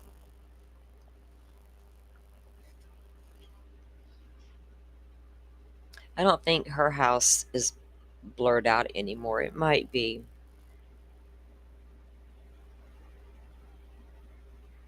I was just gonna ask, is this the one? And it says it in the thing, so I'll listen as you read. This is the one I was thinking about. So I went to that bridge that lady described in that document where she saw this figure, and it's right. It leads. Okay, so it's interesting too that, and I didn't realize it until I looked again because I've always went by the highway number, right? So when you're in Mm-hmm. Clarkston, you can go down one highway that kind of leads out and about out of town back over toward Pullman, or you can cross this bridge that she spoke about, and you're on a different highway. And on both sides of the bridge, there's a lightly, I'm gonna say light grass area, and that highway also happens to be known as Wawawi Road, and it leads you right to the Wawawi Park and back over Mm-hmm. to Pullman. And I was like, huh, was that a possible route home that night once he got into Clarkston? Did he actually go all the way into there? Because I don't think he Right. actually went all the way to Lewiston. Because we don't have any cameras of him in Lewiston, Clarkston, on the way back to Moscow. We have zilch. We have phone pings, but we don't have camera footage anywhere. So that tells me Right. he avoided the whole fucking town, right? The whole little city there. He's like, I Well, don't. he cased it enough to know, probably. Oh yeah, there's back roads you can absolutely travel Mm-hmm. that lead you, okay, out of Moscow, the route they think he took, and then there's a way to turn off the highway and avoid getting into the Lewiston Clarkston area. And this lady claims that she saw him later that morning, right on the same day the crimes happened. And not Mm-hmm. him, because there's no verification it was Brian Koberger, but she saw somebody down there by the grassy area, and there's really no reason for nobody to be down there, she said, and these things. And that when I went to look, and it's like it's busy on one side of that bridge, on the other side, it's not. So if you're going to lurk around on the non-busy side, right? And there's like these little, it's like the river, the Snake River, and then there's like this little patches of grass, gravel and grass, and then the highway is up there. So I was like, I'm assuming she means this person was walking right there, and she said he was dressed in casual business. And I thought, well, was that a white button down with a pair of slacks? Right. I don't know. Okay.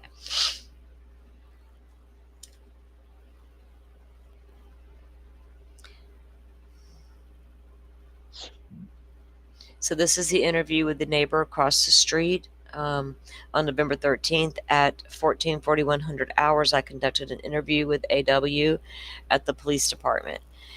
Um, she lives at the Queen Road, which is in the area of King Road. Now, technically, King Road was Queen Road, right? So, but if you go, yeah, it's a whole thing. It was so confusing to so many people at the beginning, but it also is King Road. Okay. She was working at the University of Idaho football game and was at the game until 20:4500 hours. She did not have any interactions with any of the people who live at 1122 King Road. Now, we know not all of them even went to the football game. They just pre-gamed. They pre-gamed, right?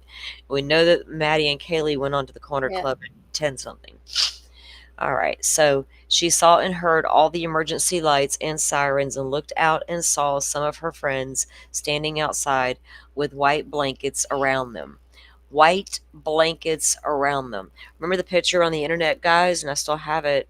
Um, you can see the group of kids sitting on the curb across the street from the house, which would be on Ava's side here, near the dumpster, and you can tell there's at least 5, 6 kids sitting there, and they're all wrapped in something white, like a white blanket.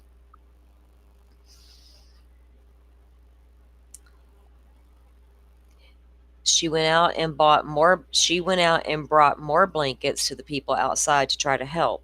It was cold in Idaho, guys. It was November. She talked October 14th at around 1. that would be AM, she heard what she thought was a male walk up to her door and try to open her door. On October 14th, looks like a month before the murders. Hmm. So somebody's trying to walk up and turn the knob to her door. She stated she had her deadbolt and both her deadbolt and her door were both locked. So the doorknob and the deadbolt were both locked. Good girl. Good girl, Ava. Yep. I'm serious. I can't say that. Make sure both them damn right. Both are locked, not just one. Double trouble. Exactly. You might get past that little damn door lock, but you're gonna get past this deadlock without making noise. I'm gonna hear it. Okay. She told me she saw photos posted on Snapchat by Kaylee showing Kaylee and Maddie had been at the corner club and the grub truck. Kaylee posting on Snapchat that Kaylee is absolutely in town at the corner club and the grub truck that late in the evening. Kaylee was also posting earlier in the day her and her group of friends together and how lucky she was to be surrounded by that great group of friends. Mm. So people are like, so Koberger wouldn't have known Kaylee was even there. She'd already moved out. Huh. Well, she partially moved out, true. She was about to graduate and go to Texas, true. But why would people not know she was there if they could see her social media accounts?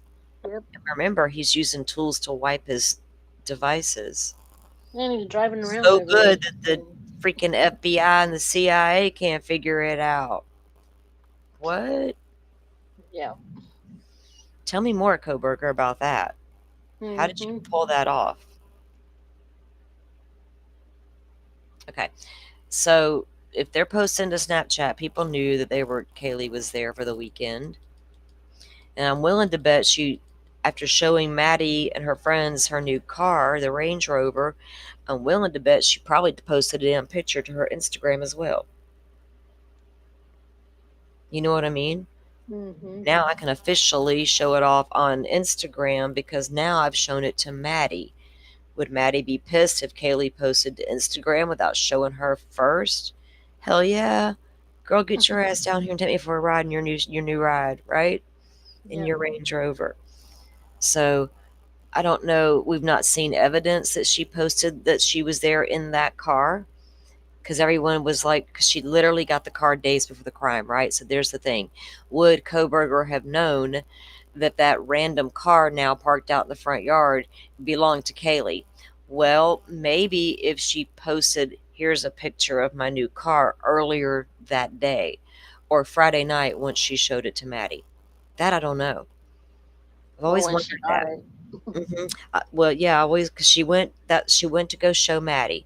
First, she was going to go to a dance with Dylan and be Dylan's plus one. According to Kaylee's mom, she was on the fence about going for whatever reason. We don't know. We know that when Kaylee did decide to go back, she also wanted to go show off her new ride to Maddie.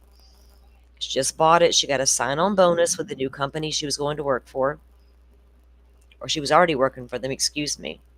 But she was moving to Texas now to go work for them some more. So she got her 2015 used Range Rover. So, yeah, how would he have known that was Kaylee's car out front?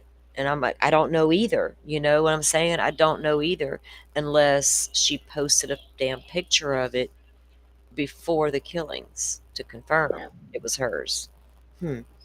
I don't know that answer, but I've always wondered.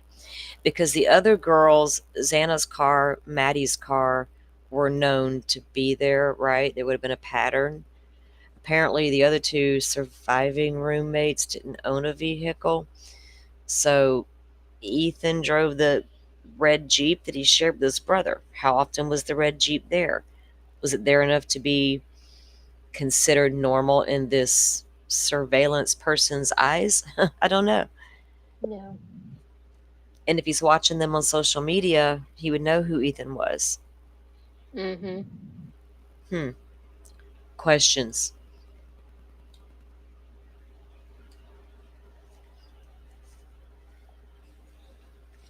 So that was report 109. So then there was a report 110 written by Detective Payne, and it was evidence requested to be removed at the defense request.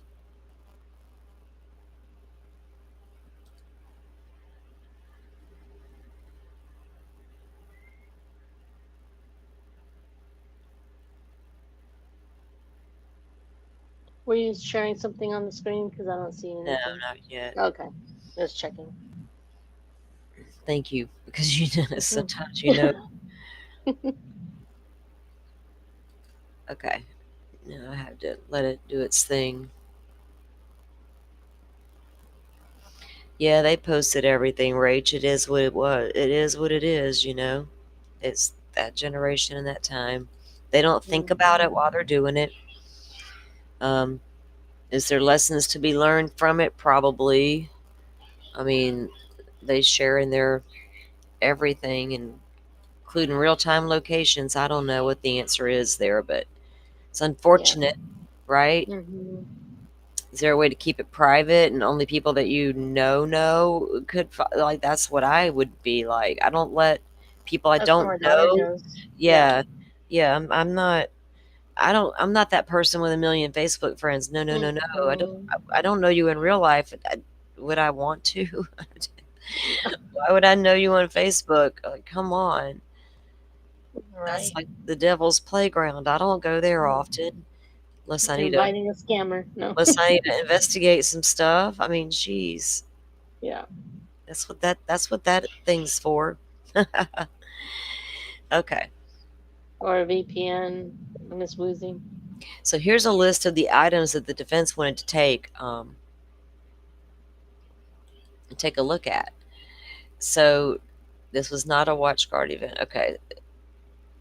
Responding officers, there were numerous ISP and FBI agents. And the evidence is the nightstand, comforter, blue blanket. Oh, wait, is this not the right document that I thought it was? This is what I wanted to review anyway, as far as what I thought it was about the defense asking to remove certain things. 110. Okay, let me read it. This is interesting because I wonder if. Let me read it. So there's a nightstand, a comforter, a blue blanket, pillows, a mattress, bed frame, another mattress, and another bed frame, pillows, shelf and picture, nightstand, pillows. So there's two mattresses listed and two bed frames. That's two separate bedroom situations right there. Mhm. A nightstand. There was a small nightstand right next to Madison Mogan's bed where her head would have laid. The blue blanket, it's described in one of the documents what I think Maddie's room had the pink blankets. I don't remember if the blue blanket came from Santa's room.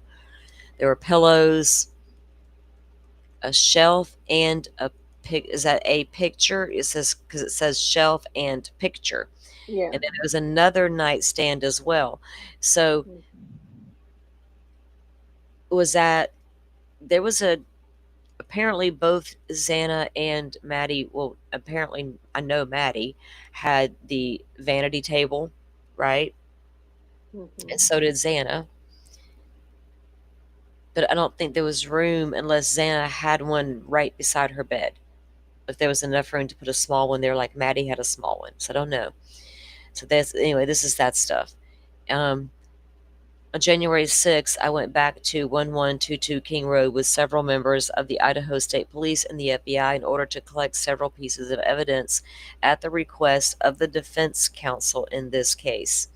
Once on scene, we collected the mattress, bed frame. So they go back January 6, 2023. Murders were November 13th, 2022. So they're back in January, Hmm. and they went back with several members of the Idaho State Police and the FBI in order to collect several pieces of evidence at the request of the defense. So the defense is like, go in there and take these items. And here was the list of those items. Once on scene, we collected the mattress, bed frame, nightstand, pillows, and the blankets from Kernodle's room. We also collected the mattress, bed frames, folding frames, nightstand, pillows, and shelf from the east wall of Mogan's room. The items were wrapped and transported separately back to the Moscow Police Department, where they were placed on opposite sides of the Moscow Police Department evidence bay. I completed the evidence involvement for each item, and they were secured in the bay. Hey, look, they know how to collect evidence. Shocking. Oh, shit. Sorry, my window's open. The loud truck. Yeah. And put it over there for the defense. So that's interesting. The items, is she testing for blood? Looking at the blood, looking at, because all these items would contain a large amount of blood. The bed, the mattresses, the frames, the pillows, the shelves and pictures and nightstands next to the beds. All of that, one thing in common would be blood. But it could also have multiple other samples of evidence, right? Fibers. We got pictures of all this. What's going on here? Yeah, so that's interesting. That the That's defense, true, Rick. yeah, it's interesting that the defense asked for all that and they got it. And I mean, of course, they need to get it. No shame there. Go get it. Go get it. Go do your thing, Ann Taylor. Get that evidence. You don't ever know what's at play here until you look. But you should be proceed with caution until you look and evaluate, not Right. Go out and say, "Oh, he's innocent." right, Yeah. not jump on that. Might as well had a megaphone with that one. Oh my God. So the next report that came up after that was where number 111. That was 110 that we just reviewed. That's up there now. 111 is they put into search a search warrant for Maisie Jennings. Maisie's I glanced over at a note too at the same time. Maisie Chapin's phone was searched. Now Maisie is Ethan's sister. When they got there, she showed up right with her brother was there as well. Her vehicle was in the parking lot. It got seized as well. And there she last communicated with her brother the night before.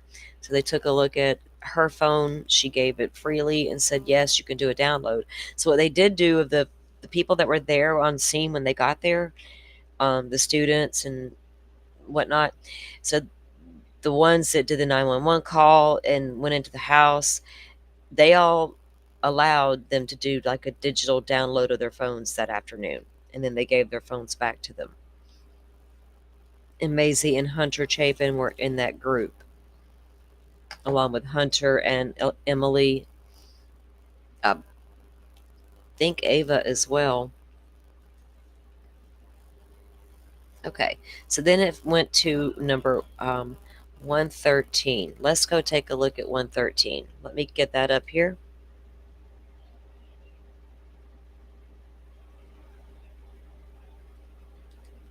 Did you get your business all took care of earlier, Butterfly? Yeah, I think so. Good. Had to pick up some prescriptions that should have been sent over yesterday. So I always hate when that happens. Like, I can't believe that had, Well, yeah, I mean, because I even called, like, when we got home and they weren't showing up in his app. I even called the dentist and said, are you sure you sent them? And she didn't bother to look. She just said, oh, they were sent. And of course they weren't. They weren't sent. So of course, first thing this morning, I'm calling and I'm like chewing them out. Like, he's been in pain all night. Like, y'all were supposed to have done this already. So, yeah. Yeah.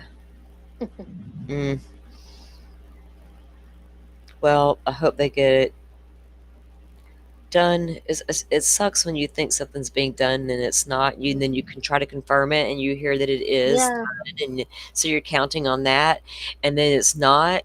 Been there. I've been through that shit. It's not fun. Yeah. It makes you want to be aggressive, and you know, it's like, is it worth? Oh. Yeah, exactly. Because she said, Don't She make me said, be aggressive, I motherfuckers. know, and she was, and she said, she was, oh, I can assure you you are, or they were, and I was like, so you're not checking, you're just assuming. Yeah. All right. Can you guys see this one? Let me. Can you see that one okay? Or is that too Yeah, late? yeah, you see There it. we go. That good? Mhm. All right. So this is number 113. And remember when Kaylee and Maddie are at the grub truck, they call for a driver to take them from their home to the King Road residence. This is the interview with the Uber driver. And there was like this big thing about, is he an Uber driver, private driver, this driver, that driver? You can be whatever. But he also worked this thing through the school, through the college, right, where they would be like giving rides to the college students that they didn't have to drink and drive. So he apparently gave out rides to a lot of the college kids. Of course, it was a college town. Of course, they're all Ubering drivers. Drivers are making money on the side, all the things. But he ran. There was an organization he was involved with through the university, and they offered like safe rides, like this kind of thing. So anyway, this is who the guy is, and his name was doxed. Gosh, forever ago. Poor guy. He got drugged. Oh He no, was the prime suspect at one point as well. of course. Probably still is for many. I don't know. Goodness. Okay. Mm.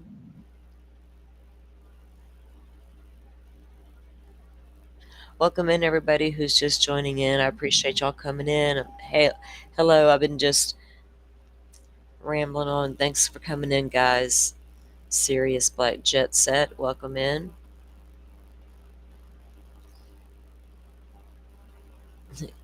Carrie, walk those dogs and lurk. Right.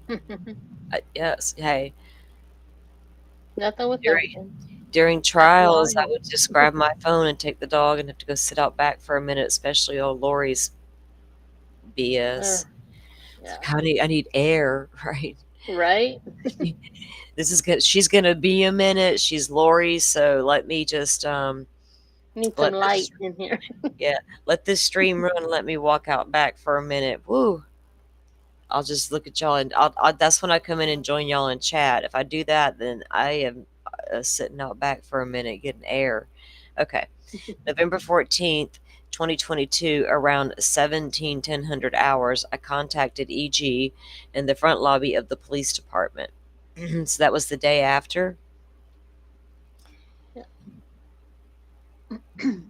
Now, remember early on, Olivia, Kaylee's sister, was on the case, right? Getting everything she could find. And she had access to certain things on Kaylee's phone. And she tracked down this Uber driver pretty damn quickly,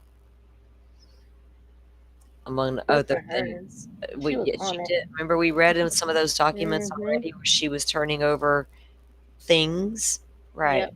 quickly. Yeah, she was like on it. She's like, I've watched enough of these datelines and shit. I know what's going on here. Mm-hmm. Okay. I mean, you can't blame the girl for doing the things that she did because a lot of us would have done the same darn thing. Hell yeah. Yeah, you're right. Exactly. Pretty girl. You know, be waiting around for people to do it for me. Uh-uh. I have access to it.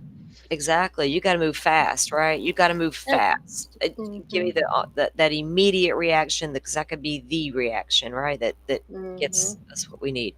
Anyway, yeah. So they interview him at the police department, and he contacted the police department earlier in the day and stated he is a local Uber driver, and he gave Kaylee and Maddie a ride home on 11/13/2022 from the downtown area.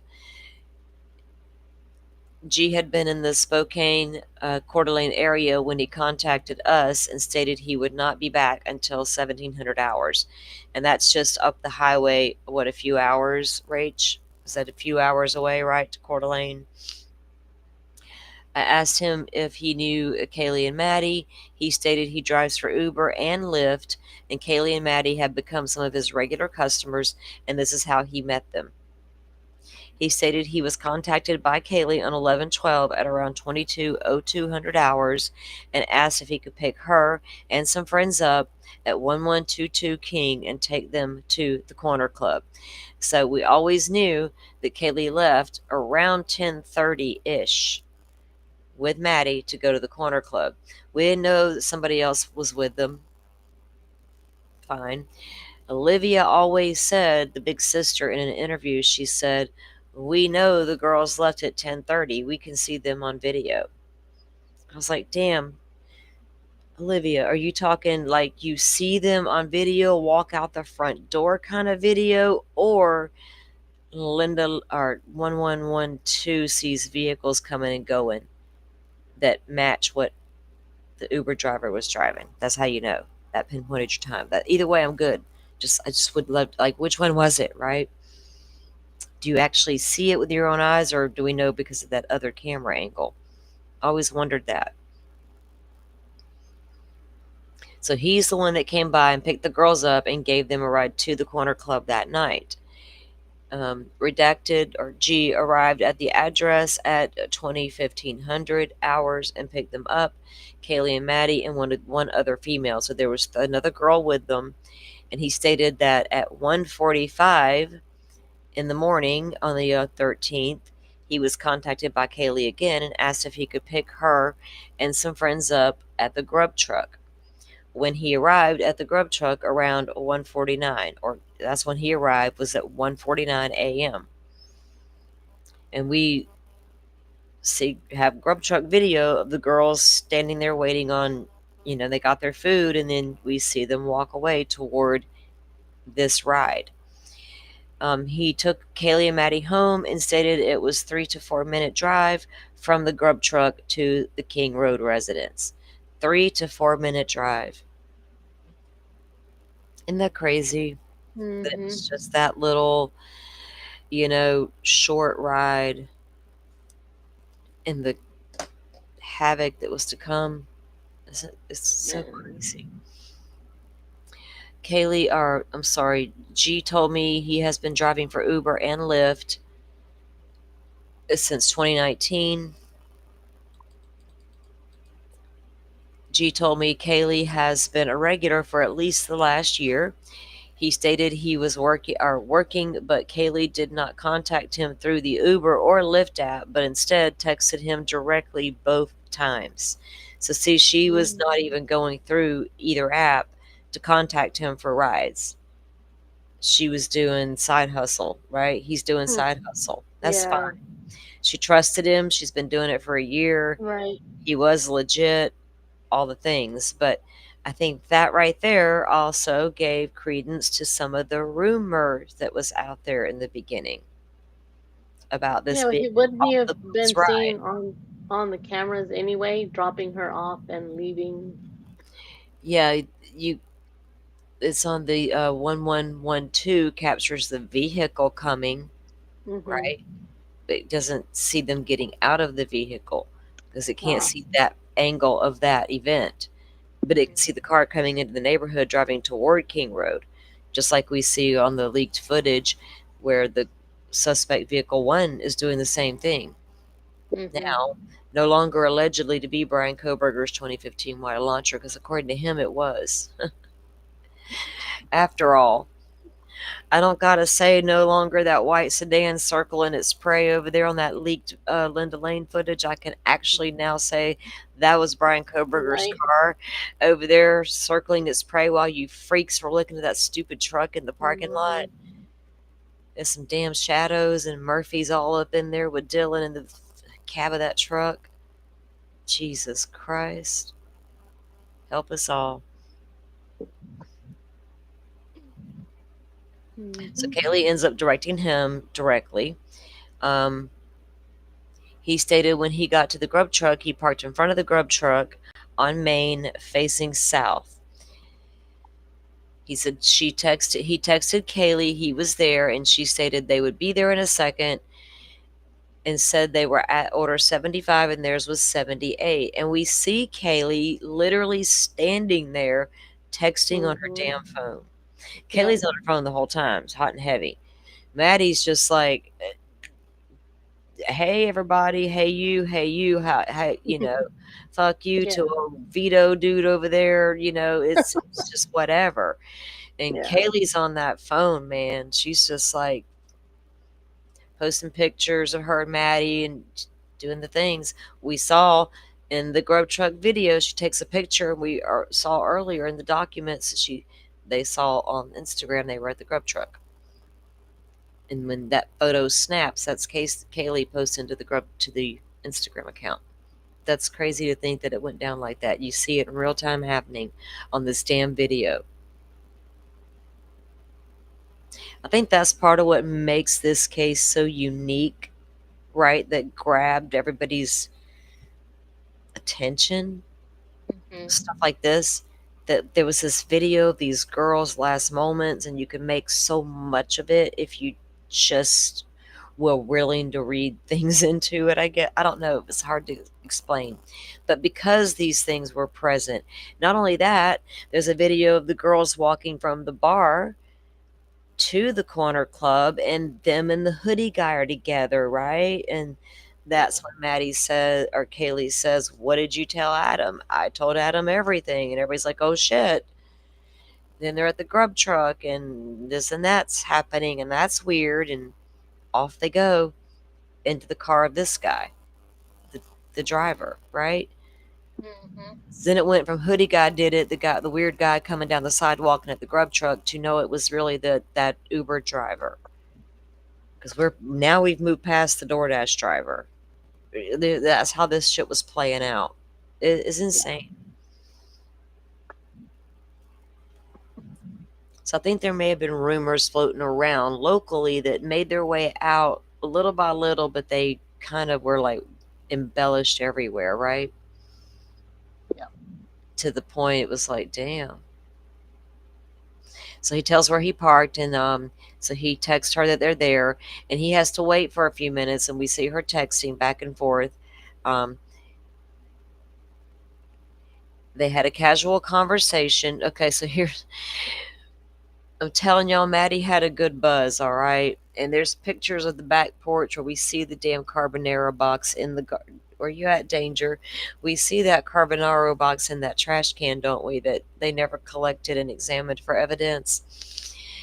Kaylee was in the front passenger seat, and Maddie was in the rear seat. Maddie was eating the food from the Grub Truck with her hands. Maddie had a buzz, and the carbonara was badass, right? Or to hear Kaylee say it, it was the carbonaro. Yeah. Maddie's like, hell yeah, the carbonaro, right? Hands all. Okay, that's what he's reporting anyway.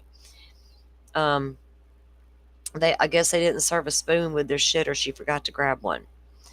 They all had a casual conversation.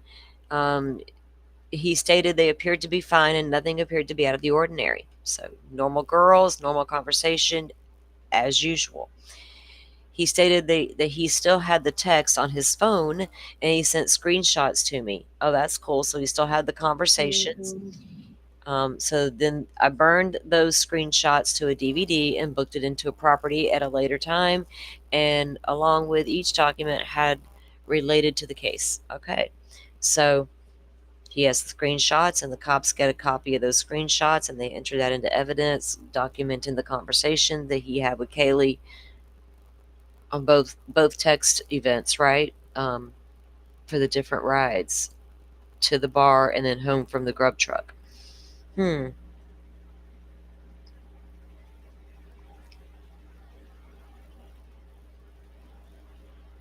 goodness. Hold on just a second, guys.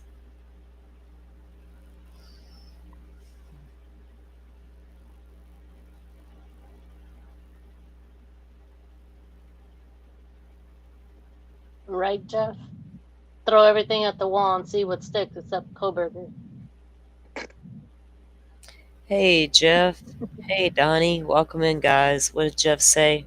It ain't good to be a guilter. Dude, in this case, was it ever? I mean, for some it was, apparently, for a long time. I never bought in. I tried so hard to avoid that element of this stupid case. And I can Wait, say so stupid to the point where, I mean, it got so stupid. It was mhm. like people were trying to force you to pick a side, not like people like Jeff. I'm just saying in general, Yeah, creators, streams you would go into, it was like you had to choose a side. You had to say innocent or you had to say guilty. And I'm like, well, why do I have to? right. Can't I say I don't know, but I think he could have? Hmm. Y'all are saying he didn't Every do it at uh, all. You're not even like, yeah, everyone open else for but discussion, right? Yeah. Shit. he said for pro burgers, everybody in a 100-mile radius of Moscow whose name didn't rhyme with Coburger was a valid and likely suspect. Man, look, when it comes to this case, I've heard it all, to to the valid to the most ridiculous, and it Hmm. just goes on and on and on and on and on. And when I tell you there's so much that it just never ended, I was even glad to see that Amazon thing come out because finally, those kids got to say their piece, their truth, because none of us were there. None of us entered the house. Nobody had to see Xana in the floor.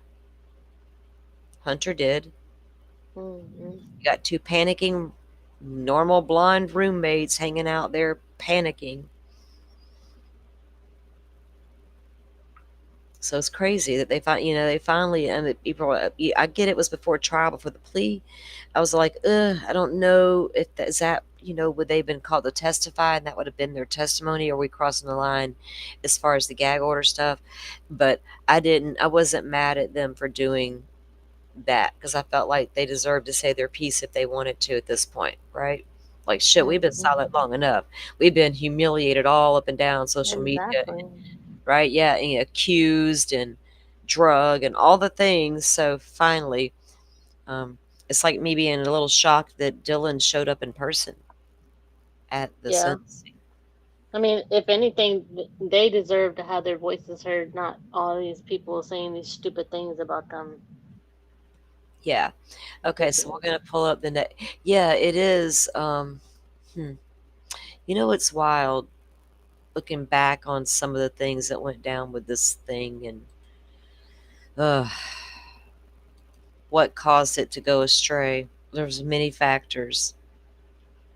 Many factors happened. Hmm. Okay, so the next one is going to be when they interviewed Jack Decor, or Jack D, we'll call him that, Kaylee's boyfriend on again. Well, they'd been together all through high school sweethearts, broke up at the time, trying to figure out life, and share this dog. We already read that Jack was at the bar that night. They had, like, what, a little bit of a conversation, was it? But not much pertained to that. And the next morning he went down there when, hang on, let me make sure I got the, oops.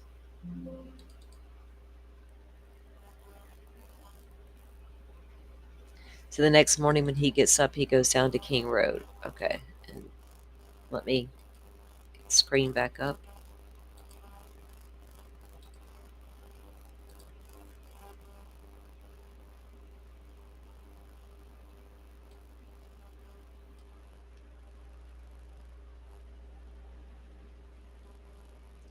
Let me grab my bottle of water real quick. It's out of my reach.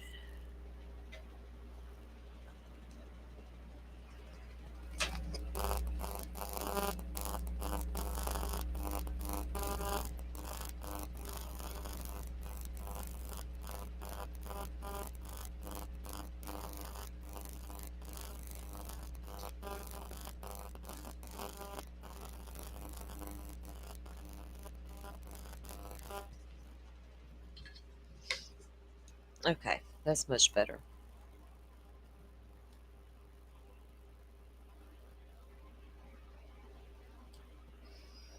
Okay, on November 13th, 2022 at approximately 14:37 hours, I interviewed JD at the Moscow Police Department reference to the quadruple homicides which occurred at the King Road residence. D was the, and it says redacted, but I'm going to assume that's mentioning the fact that he was Kaylee's ex-boyfriend. I don't know if Jack said ex-boyfriend when he approached at that moment, or if he said boyfriend, but this was at the police department at this time. So I'm assuming he tells them then they were ex at this point. D consented to have his phone forensically searched and provided me with his cell phone at the beginning of the interview. And again, this is the same day at 2:30 in the afternoon, 2:37. Isn't 14:37 is 2, right? 2:37? Yeah. Okay. So 911 gets called at minutes before noon, 11:58, 57, 58, whatever it was. So then at 2:30, they got Jack coming to the police station, and they're asking could they have his phone for forensic downloads, and he says yes, it could be forensically searched. I asked him to tell me about his day on the 12th of November, and he stated he worked at, and then where he worked is redacted, and I have no idea where Decor worked. And he worked from from 1400 hours to 22,1000. So, right, what is that? 22 is 8 or No, 10. 10? Sorry, 8. Shit. So 2 to 10. He pulled a 2 to 10 shift wherever he worked at. It was a restaurant or something shit like that. November 12th, 2022. And then he stated he left his work and dropped off some food for a friend working at the corner club. And I'm going to assume that friend was probably Adam, the bartender. Because that came out after we discovered that there was a video of Maddie, what'd you say to Adam? Oh, I told Adam everything. Turns out Adam is who's Adam, right? I was like, well, who the hell, what did she tell him? Could that be a reason they're dead? Seriously, legit question. Turns out this Adam guy is best friends with Kaylee's boyfriend. The two girls walking and talking, yeah, we're like, what the hell? So he takes food to the corner club and he drops it off for his friend. He stated he went home and he lived at King Road. So if you go to the intersection, like if you're in front of the kid's house, in front of the house at King Road, and you look toward the intersection where Koberger's car comes in and out of the neighborhood, the house you can see at the dead end, that is Jack's house. Did Murphy often run between King Road, Kaylee house, King Road, Daddy house at the end of the street, back and forth? Where's Murphy? Yeah. Is Murphy down there hanging out with Jack for a few minutes, and people down here at Kaylee's are going, where the hell's the dog? He ain't coming back. Because his little ass down there getting spoiled by Daddy for a minute, getting a treat and shit. I don't know. I'm thinking dog nature. Hell, if my mom and dad lived that close together, and I like to wonder when I went outside, I'm running back and forth, getting all the love. Then you hear of her taking him for walks, so I don't know. Both occurred. And I think there Yeah. were times that Murphy did go out there and get out and walk around. Shit, they were looking for him that night. The roommates.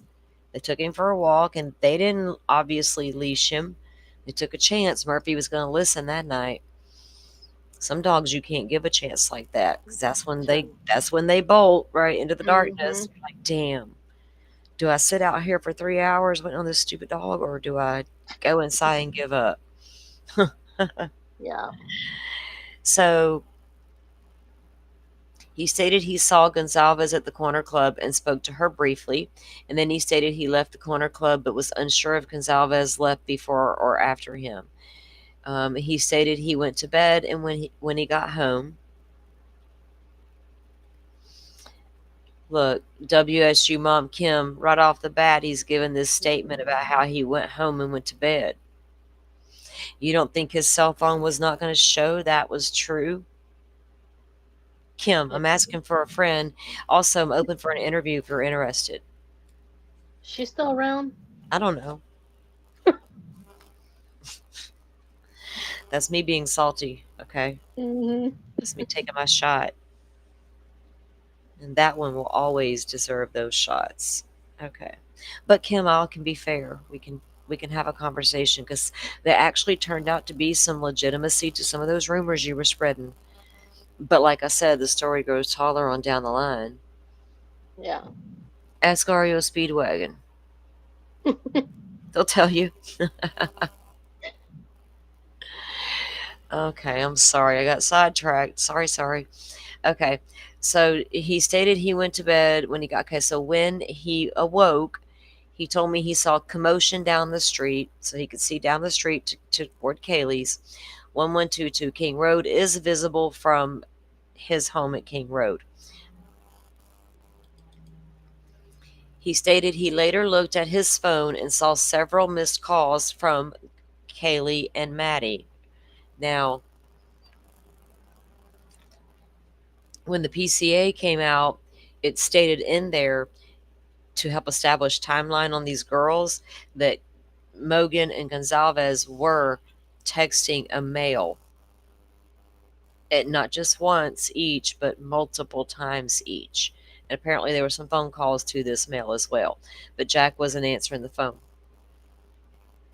But Jack said he went to bed. Is Jack the kind to turn the phone on silent? Like apparently a lot of folks do that. I don't because I'm a parent. So I'm like, that's dangerous to me. I'll make shit could happen and I don't know about it because my phone was off. That's ridiculous. So no, my phone stays on. But people do turn their phone off to go to bed. I don't, do you? I don't know which one that was. I'm sorry, I got sidetracked looking at chat. Yeah, I don't know. I don't know. Do you turn your phone on silent when you go to bed, or do you leave it on? I usually leave it on just for my kids. Like I Yeah, have one that lives here, but my son doesn't. So right. You never know when you're going to get a call, huh? yeah. Yeah. Okay. So, But that's me. So as a yeah, like I mom, said, that was how I do it too. But this is a college kid, right? yeah, yeah. This is a college kid that's got a, like, so I also wondered, was it what, because knowing when we began to realize there was a background here, right? Or these two were breaking up, but had been together 5 years. They shared this dog. She's taken off to Texas. All these things are happening back and forth. Or is it one of those, let's figure this out? No, I'm done. By all accounts, he was nice to her, vice Hmm. versa. They didn't have mean things to say about each other.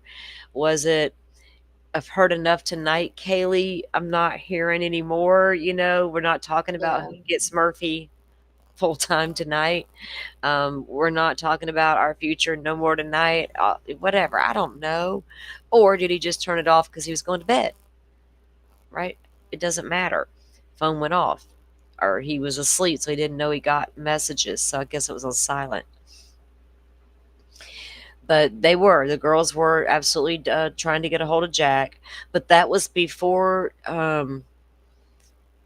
Koberger allegedly, the time frame that he came into the house. Not that he allegedly came in the house, but the time frame, right? Um, those activities would have been taking place before that, and then it stopped.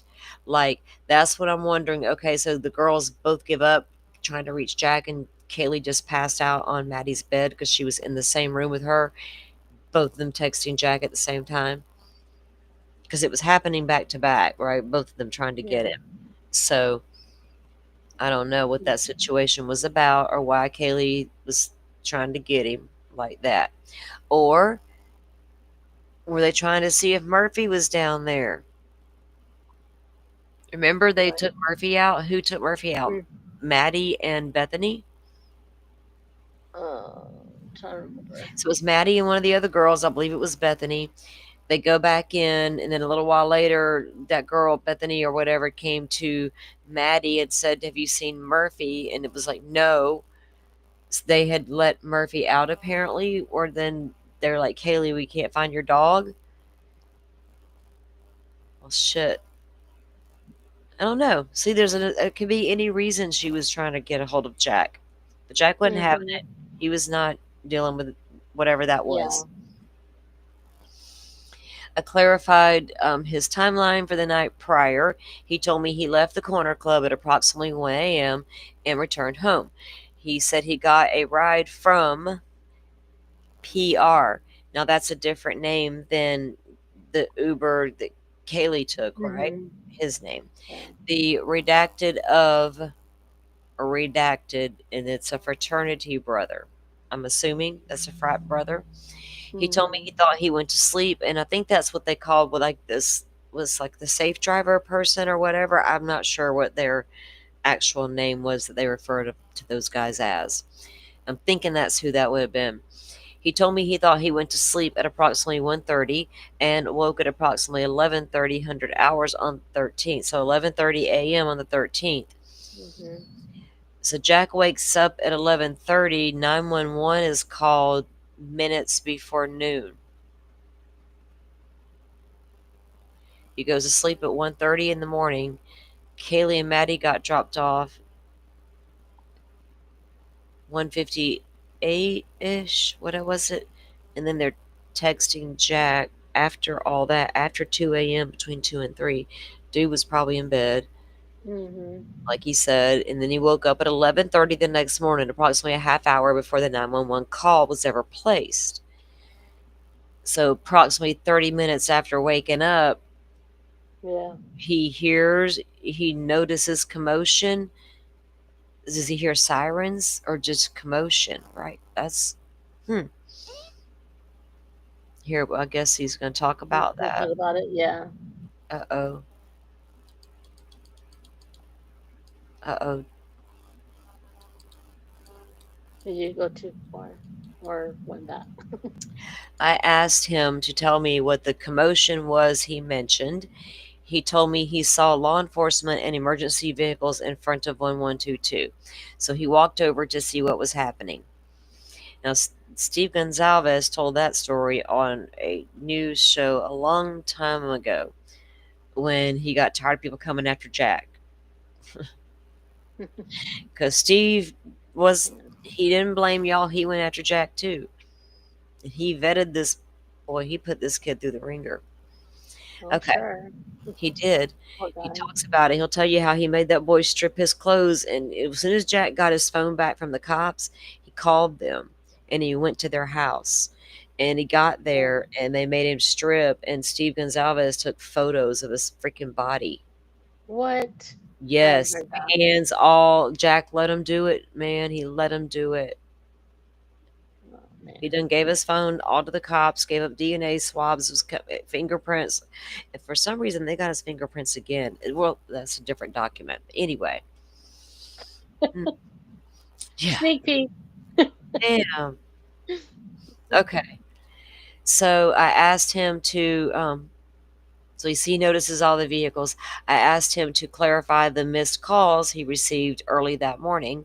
He told me he received multiple calls from the girls, one of which was FaceTime between 2:40 and 3 a.m. He stated he knew Mogan for some time, but she would not call him. Well, you knew Maddie for years, but she would not call him for any reason. So I guess Maddie was not in the habit of ringing up Kaylee's boyfriend like that, right? Mm-hmm. He said also Gonzalez texted him to tell him he could come to her house to retrieve his vape pen. So she was calling him over and over, blowing up his phone, her and Maddie, telling him, come get your vape pen, Excuses to get him over there. right? I mean, He wasn't listening. not where's my dog? Yeah. Come to Texas with me. I want Murphy, or I'll give in and let you have him. I'll be so busy. It's only fair. I don't know, y'all. So many Mm-hmm. questions for young love. Come get your vape pen. Well, those vape pens are pretty damn important if you ask Xana. Girl was Yeah. always hunting that vape pen. Every little cute, those cute videos of Xana. She's like, "Where's my vape?" So funny. Okay, where was I at? We're gonna get to the dog. Okay, The big get your vape pen. internet. And Yeah. so I asked him if he noticed or heard anything suspicious anytime recently Decor stated he saw a dark gold minivan backing up King Road approximately 1 to 2 months prior. He stated he did not remember any other suspicious circumstances. He did add that Gonzalez would call him on occasion when she was walking home alone or when she was feeling sketched out. Fair. Um, he stated there were people coming in and out of 1122 King Road frequently, and more people knew the code to the door than they should have. Mm. Oh, Jack, he knew. Mm-hmm.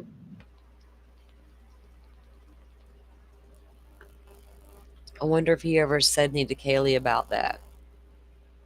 Like, y'all sure have a lot of parties at your house.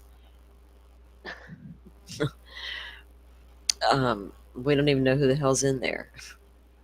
I don't know. That's peculiar too. Okay. So I guess they're asking this line of questioning though because of the entry mode to the home. So Mm-hmm. anyway, it sketched out. He stated there were people coming in and out of the King Road residence frequently, and more people knew the code than should have. Um, he stated he was not sure if the residents regularly locked the rear sliding glass door.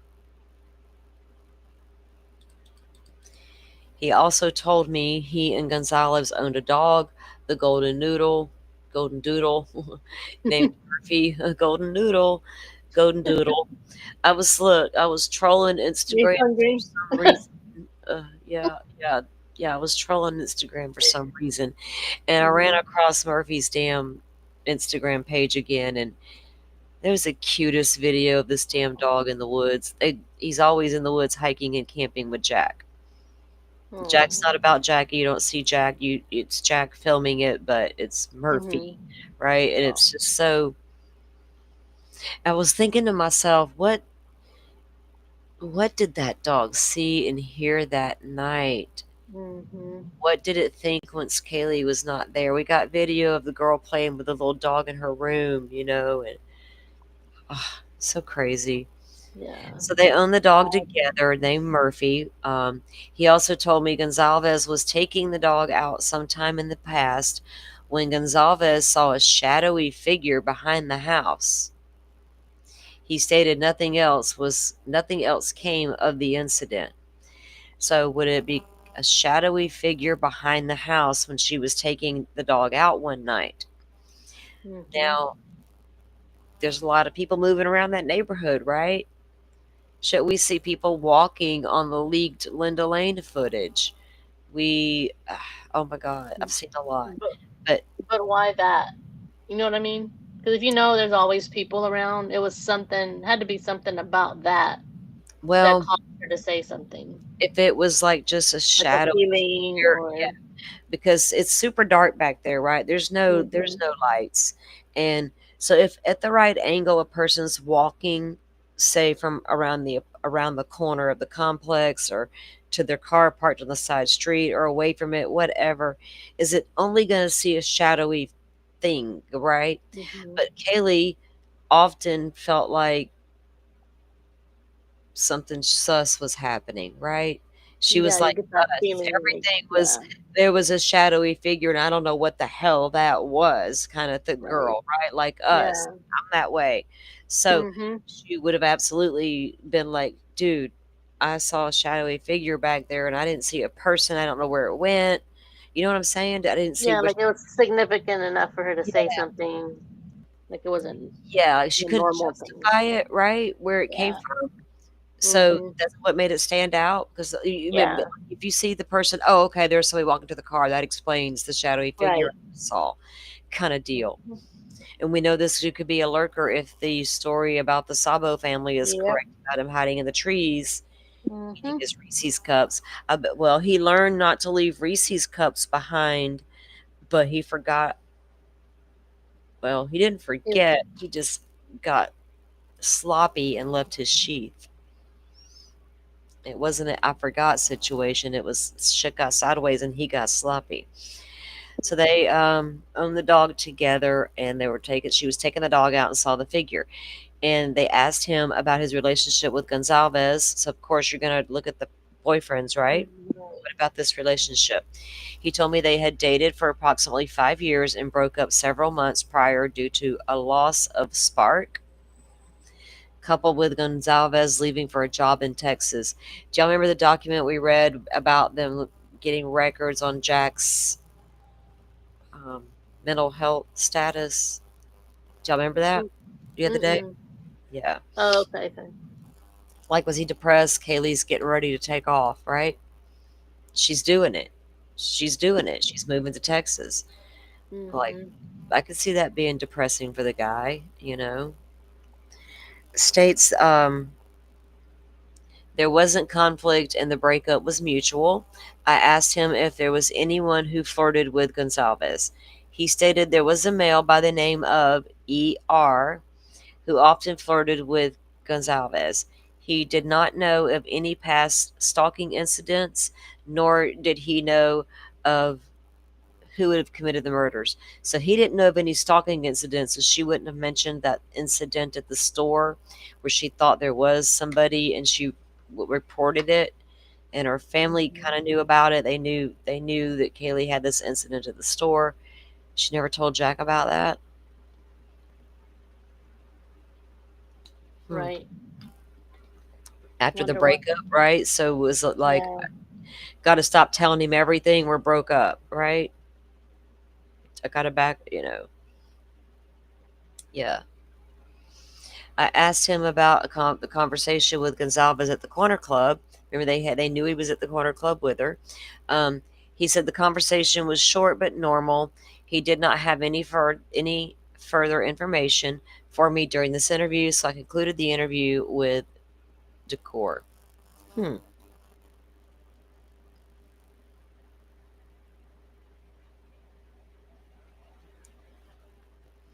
This next one was interesting to me because now I want the body cam. I wonder what she was messaging him and texting him I during don't that know. time. Yeah. Um, it could be so many things. I'm Yeah. serious because this was Kaylee, and Kaylee could be a little extra. I don't mind saying it, right? If you Right. look at all their person, we've seen so much of their personalities for 3 years nearly. Each one of it. Maddie was so damn funny. Like, I'm not even lying when I say that. If y'all saw the amount of videos I've seen with that girl would make you laugh your ass off. Xana was funny. Kaylee No. was too, but Kaylee was just like the life of the party planner type. You know what? She was gonna Mm-hmm. get everybody dancing and doing the thing, and like it was just, I don't know, right? Yeah. She was a little bit extra, so I don't know if it was she's leaving to go to Texas, new job. She's taking off without him. They're broke up, 5 years together, kids, young love. Should I stay or should I go? Come with Yeah. me. I don't Like the want to go to. finality of it. Yeah. Yeah. So should she stay in Idaho because Jack wants her to, or go to Texas the way she wants to and have him go Mm-hmm. with her? Like, why would she give in? And, there's a whole, who knows? It could have been about the stupid dog. It could have been about, like he said, what did he say it was for? I forgot now.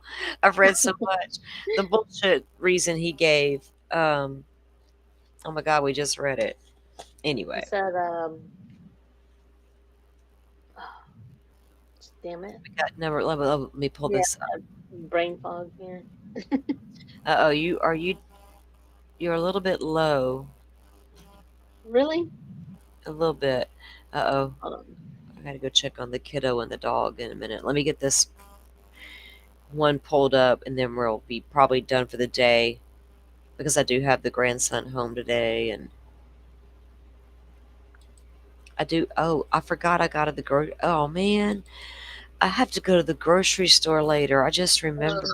I was like, what is it I'm supposed to do later? I knew there was something, but I'm like, I have I, to go soon too. So just so you well, know. I'm used to I'm doing a going with grocery store run, like for my actual grocery shopping. but I Yeah. just need a few things, and I also need to go to. I only got one grocery store and like a $2 Generals. Oh, they got a Family Dollar down there too. That's it. That's super it. And I'm not Wow. going all the way to town, but I just need like some cleaning supply stuff. It's like Dollar Joe. I got to go to the Dollar General and to the damn grocery store to grab a couple of things. I need some bagels to go with my wild berry cream cheese. Oh, it sounds good. Don't it? And I forgot to get the bagels last time. Like, like who does that? Yeah. But I did. So I need to. I need to fix that. I need to fix it. Okay. Yeah, we're gonna review this one, then we'll go for day, and I'll come back in the morning. What is tomorrow? Friday, right? Yes. Yes. We'll come back Friday morning and we'll start and we'll go for a while and do our part 6. And guys, Miss Shorty is here with us hanging out. Look at there. Remember for 4 months. Oh Hmm. my goodness. Yes. Thank you. Go over and join Miss Shorty and join Camp Shorty on the weekends. My God. I'm sitting here chilling at my desk talking to my friends. I look over to my left and I got my publicly buzzed sticker pack merch that came into the mail, and then I got right next to that my Miss Shorty Camp Shorty coffee cup. Awesome. Yeah, Yes, right. I have my Miss Shorty shirt, and I'm waiting. Um, my publicly buzzed shirt is on its way. Look at her. I She's promise. got shirts, y'all. Yes, yes.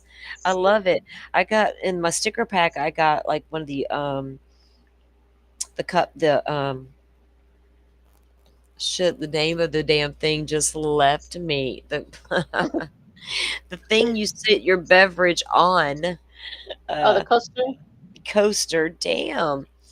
I haven't used one in so long. I'm like, what is that thing called? The coaster. It's here. Of course, a pack of stickers, and I love the one that says partner in crime. Oh, that's cool. Like, hell yeah. 'Cause of course, Murder Church and Savage.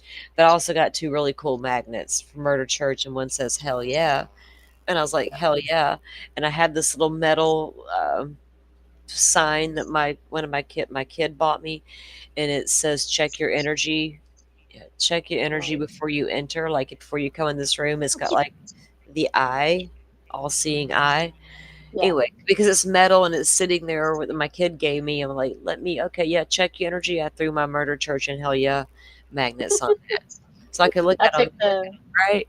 I can look yeah. at them now. So anyway, I picked thank I you. picked the Savage shirt. That's the one I Is that picked. the ones that you actually ended up gifting me from when Yeah. you won, right? So thank you, Mhm. ma'am. Your shirt's probably on the way because I think you Yeah. sent everything off.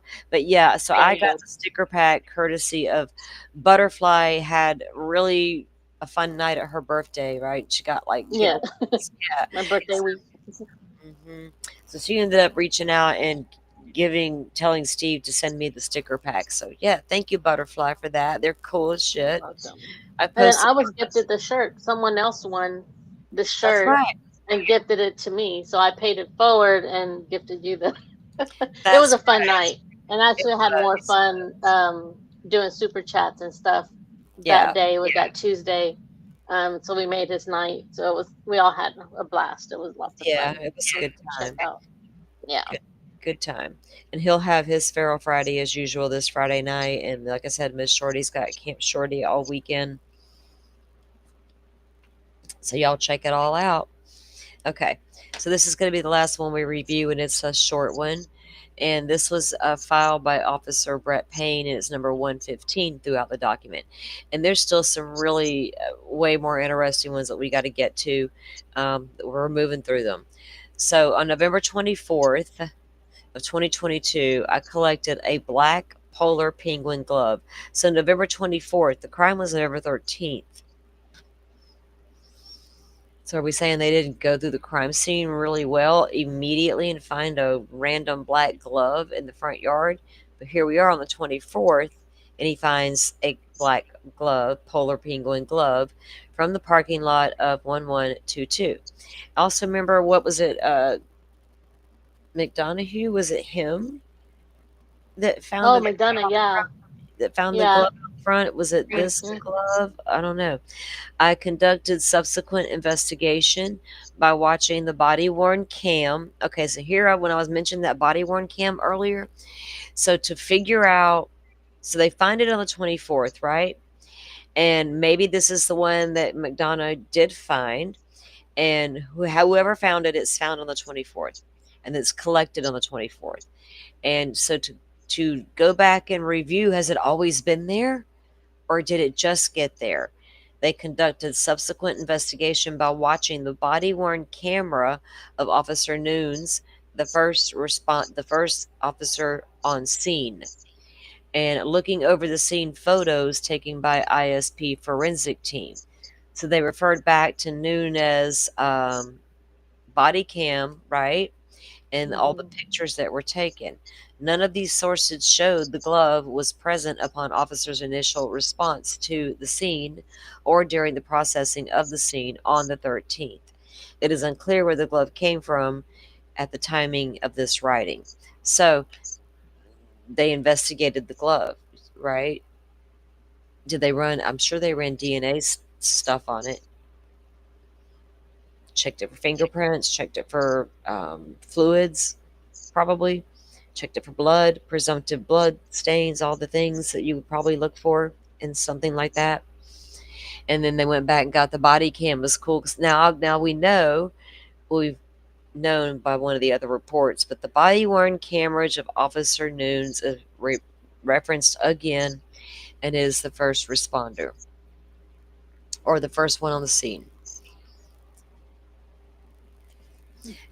Now, I don't need to see his body cam of him walking into those bedrooms. Do you know what I'm saying? Yeah. Yeah. I almost feel icky if I watch it from the point of view of Mhm. watching the roommates and the neighbors, friends that came Yeah. over. It might feel kind of,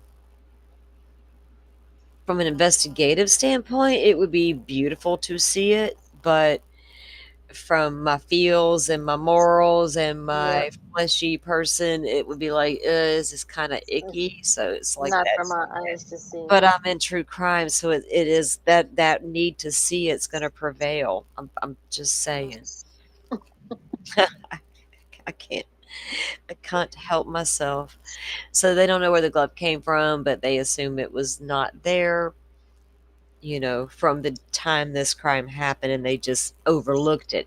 It would be bad if they went back and looked at body cam and said, "Oh shit, it was there the whole time and nobody noticed." I would be, "Oh man, that's not cool. Yeah. Not cool at all." Oh, and somebody, okay. Mm, Maddie's damn jacket. Okay, I got to make a note because we're going to start off tomorrow morning's show with a preview of Maddie's jacket for a moment. Because if I get into it, I don't really want to. Yeah. Never Keep mind. going.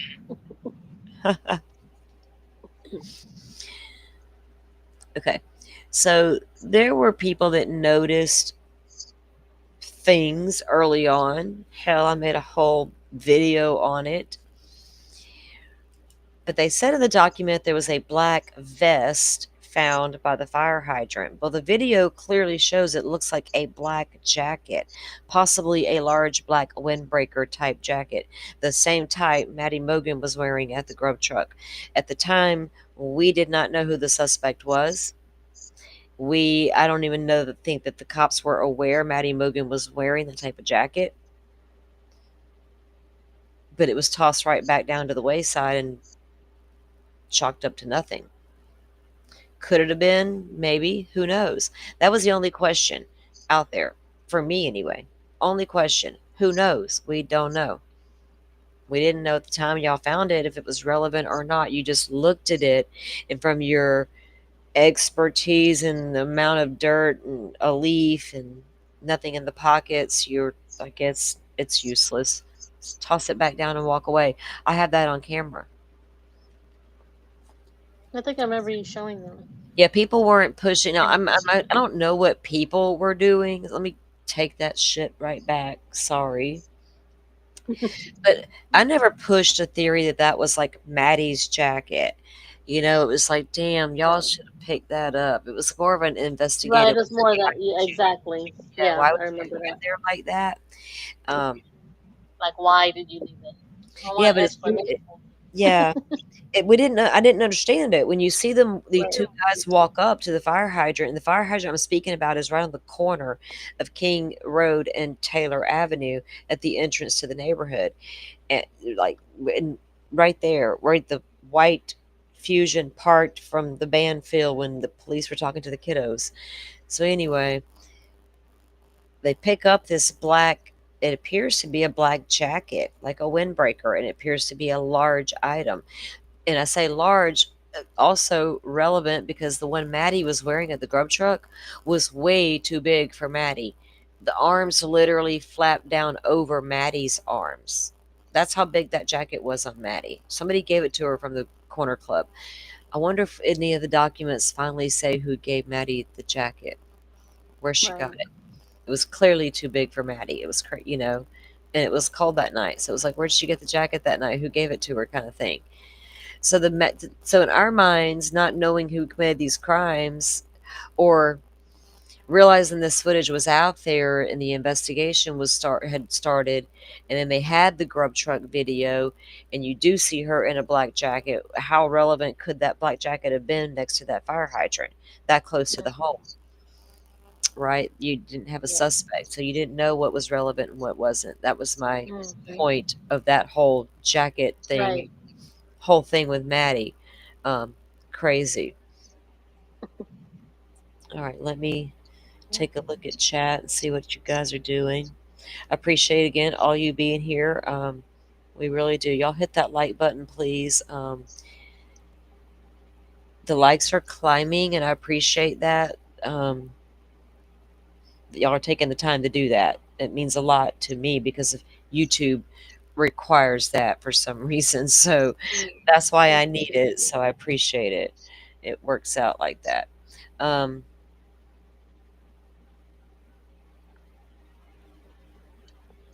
oh. See, it's going to take a minute to catch up on this conversation because I don't know what was. Woo. Okay. Um, Yeah. Terry was saying she had a tracker in her car, but it may have been oh, like okay. some car companies use those, depending on Yeah. like who you buy it from. Then when it's resold, they don't remove it, which I think should be a requirement. Like once that person doesn't own it Yeah. anymore. No. Yeah. Um, you have to have your. They used to have the inspections like that in Florida. Like when I was growing up, it was like it was a thing. Like in the 70s, like the men would not have mufflers on their trucks or their hot rods, and then they changed it to where it was a law in Florida where you had to have a muffler. And I remember my dad and my uncles having conversations about that, how annoying it was. I thought, well, if it literally made them so much quieter, what was the problem? Right? I didn't get it. Mm-hmm. I didn't have a problem with that shit.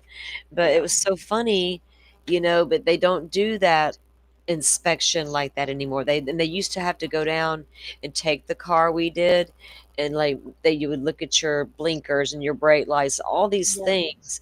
They don't do that anymore. Are they one of the states that tests for like, does California do like emissions? Like there's certain We do here. qualifications. We don't do any more since the end of last year, or was it the beginning of this year? Inspections, vehicle inspections, but we still do emission testing in certain counties. Like the smaller Yeah. counties, they may not do them, but the bigger counties still do. You just go buy a car in Florida, you go register it and slap some insurance on that baby and pay all the Hmm. taxes and fees and all that insurance, and you're good to go. They'll give you a tag. As long as you have a Yeah. good license. Got to have that good license, otherwise you're out of Hmm. luck. They'll take you straight to jail sometimes if you get pulled over or involved in a wreck and don't have a good license and like a habitual offender. They made that a law for a while, then they had to get rid of it because it was like putting so many guys in prison. It's like third time's a charm. You get their third offense of driving Hmm. without a license, a straight to prison sentence. Yeah. They just changed our paper tag laws because people were making them fraudulently. So now What? it's a different type of, yeah. Yeah, you know, Like, you buy a vehicle and they put a paper tag, a temporary paper tag yeah, on the back. yeah. So Well, instead these of people making were, yeah. counterfeit money, they're doing counterfeit tags. Hmm. Yeah, And so they had to get rid of them, and so what are they they have a doing different. now instead, like a digital situation? No, I haven't seen the new ones yet, but I knew they were getting rid of them. I saw one the other day. It would look more like a regular tag, but I think it said temporary on it or something. They must But I think like the make it out dealerships are of a putting different those material. on. Think Yeah, I it. think so. Hmm. Like watermarked or something. Oh, they can issue it on the spot, and it's going to have a Right. specific. If they finally got smart and watermarked that stuff. Hmm. They'll find Yeah, a way to people will overcome find a that. way if they can. A lot of things are watermarked these days, so they Yeah. can in different applications apply to try to If only determine these people all did the bad use those guys. smarts to do it do something legitimately and do it the right way with their life Yeah, and well, avoid getting in trouble. look, even before Right. technology, there was bad guys in prison, and then Hmm. it was crazy that some of those bad guys would get out and then turn into um, working for security firms. Like this is Right. how we would do it, right? That's how they learned. That was back Hmm. in the 90s and the 2000s, 80s. You know, this is how we learned. Right. Coburger, damn it, this is how we did it. Coburger wanted to know how other killers did it, whether it was Hmm. school study or not. It was self study as well. Let's be honest. So Oh yeah. oh my gosh. Uh-oh. Can't even have your fog lights out in PA. Oh, that wouldn't fly down here in Florida. Everybody got some fog lights down here. And these guys have these big beams on their damn trucks. Yeah, we got lights everywhere. My son's Mm. truck's got these bright lights on it. I'm like, dude, really? What are we doing? Y'all never know Hmm. what I'm gonna need to see. He's right. I mean, but damn, I A can lot of the really newer cars are made with the really bright, those look. My LED little lights that little blinding you at night. what was that car? The Honda I had horrible headlights. I couldn't see shit at night. If I Mm. was forced to drive and I drove my sons, I could see a world. It was a world of difference because of the lights. Yeah. But I don't like driving at night. So I was like, nah, Me either. this is crazy. Anyway, all right, guys, I'm gonna Hmm. let you guys go for the day. I'll see Thank you you, back in the everyone. morning. I'm gonna finish. I got well, I still have a list here of ones I have quickly reviewed through to see what they are about. I'm going to finish moving into some more. Let me see. Oh, yeah. We're going to start back right here. So what they did after they found the glove, though, we'll move to this one real quick. I'll tell you what this one was. The one about finding the glove out front was 115, and then 116 was picking items back up from Dylan. Remember when they released Dylan's items to her that we talked about? And then they turned around and asked for them That's back? for that. Yeah, that's gonna Crazy. be that document, or report rather, I should say, not document, report from the police department that's requesting those items be returned from Dylan. It's like, here's your Mm. items released to Dylan, and the judge put the order in, remember, to stop all the evidence, and they couldn't go into the house and do the cleaning anymore. They didn't even make Hmm. an entry, Right. even though they had arrived, and they released Dylan's stuff to her accidentally, or they planned to release it, and then as soon as they did, they get notice that, hey, wait, that's part of what the judge said not to do, right? So they had to get Hmm. it back from Dylan. So that's what that order is going to pertain to for her to return those items. Now, the next one we'll come to and we'll start with in the morning is item 117 in the reports. It's going to be Ann Taylor goes to review the trash that was pulled from Brian Koberger's home and neighbor. The Mm. DNA, right, from the trash pull. Hmm. Um, not well, the DNA from the trash pool has already been, gone to the lab, and that stuff. But the rest of the trash, all the things pertaining to the trash, is going to be in that document. We're going to start back with that one, and then the ones we move through in the morning will be very specific ones. Okay, guys? I appreciate y'all coming in. Butterfly, thanks for coming up and hanging out with me. Thank you for having me. I I'm appreciate dragging, but I'm here. I love being here. Oh no, you guys are good. I know today.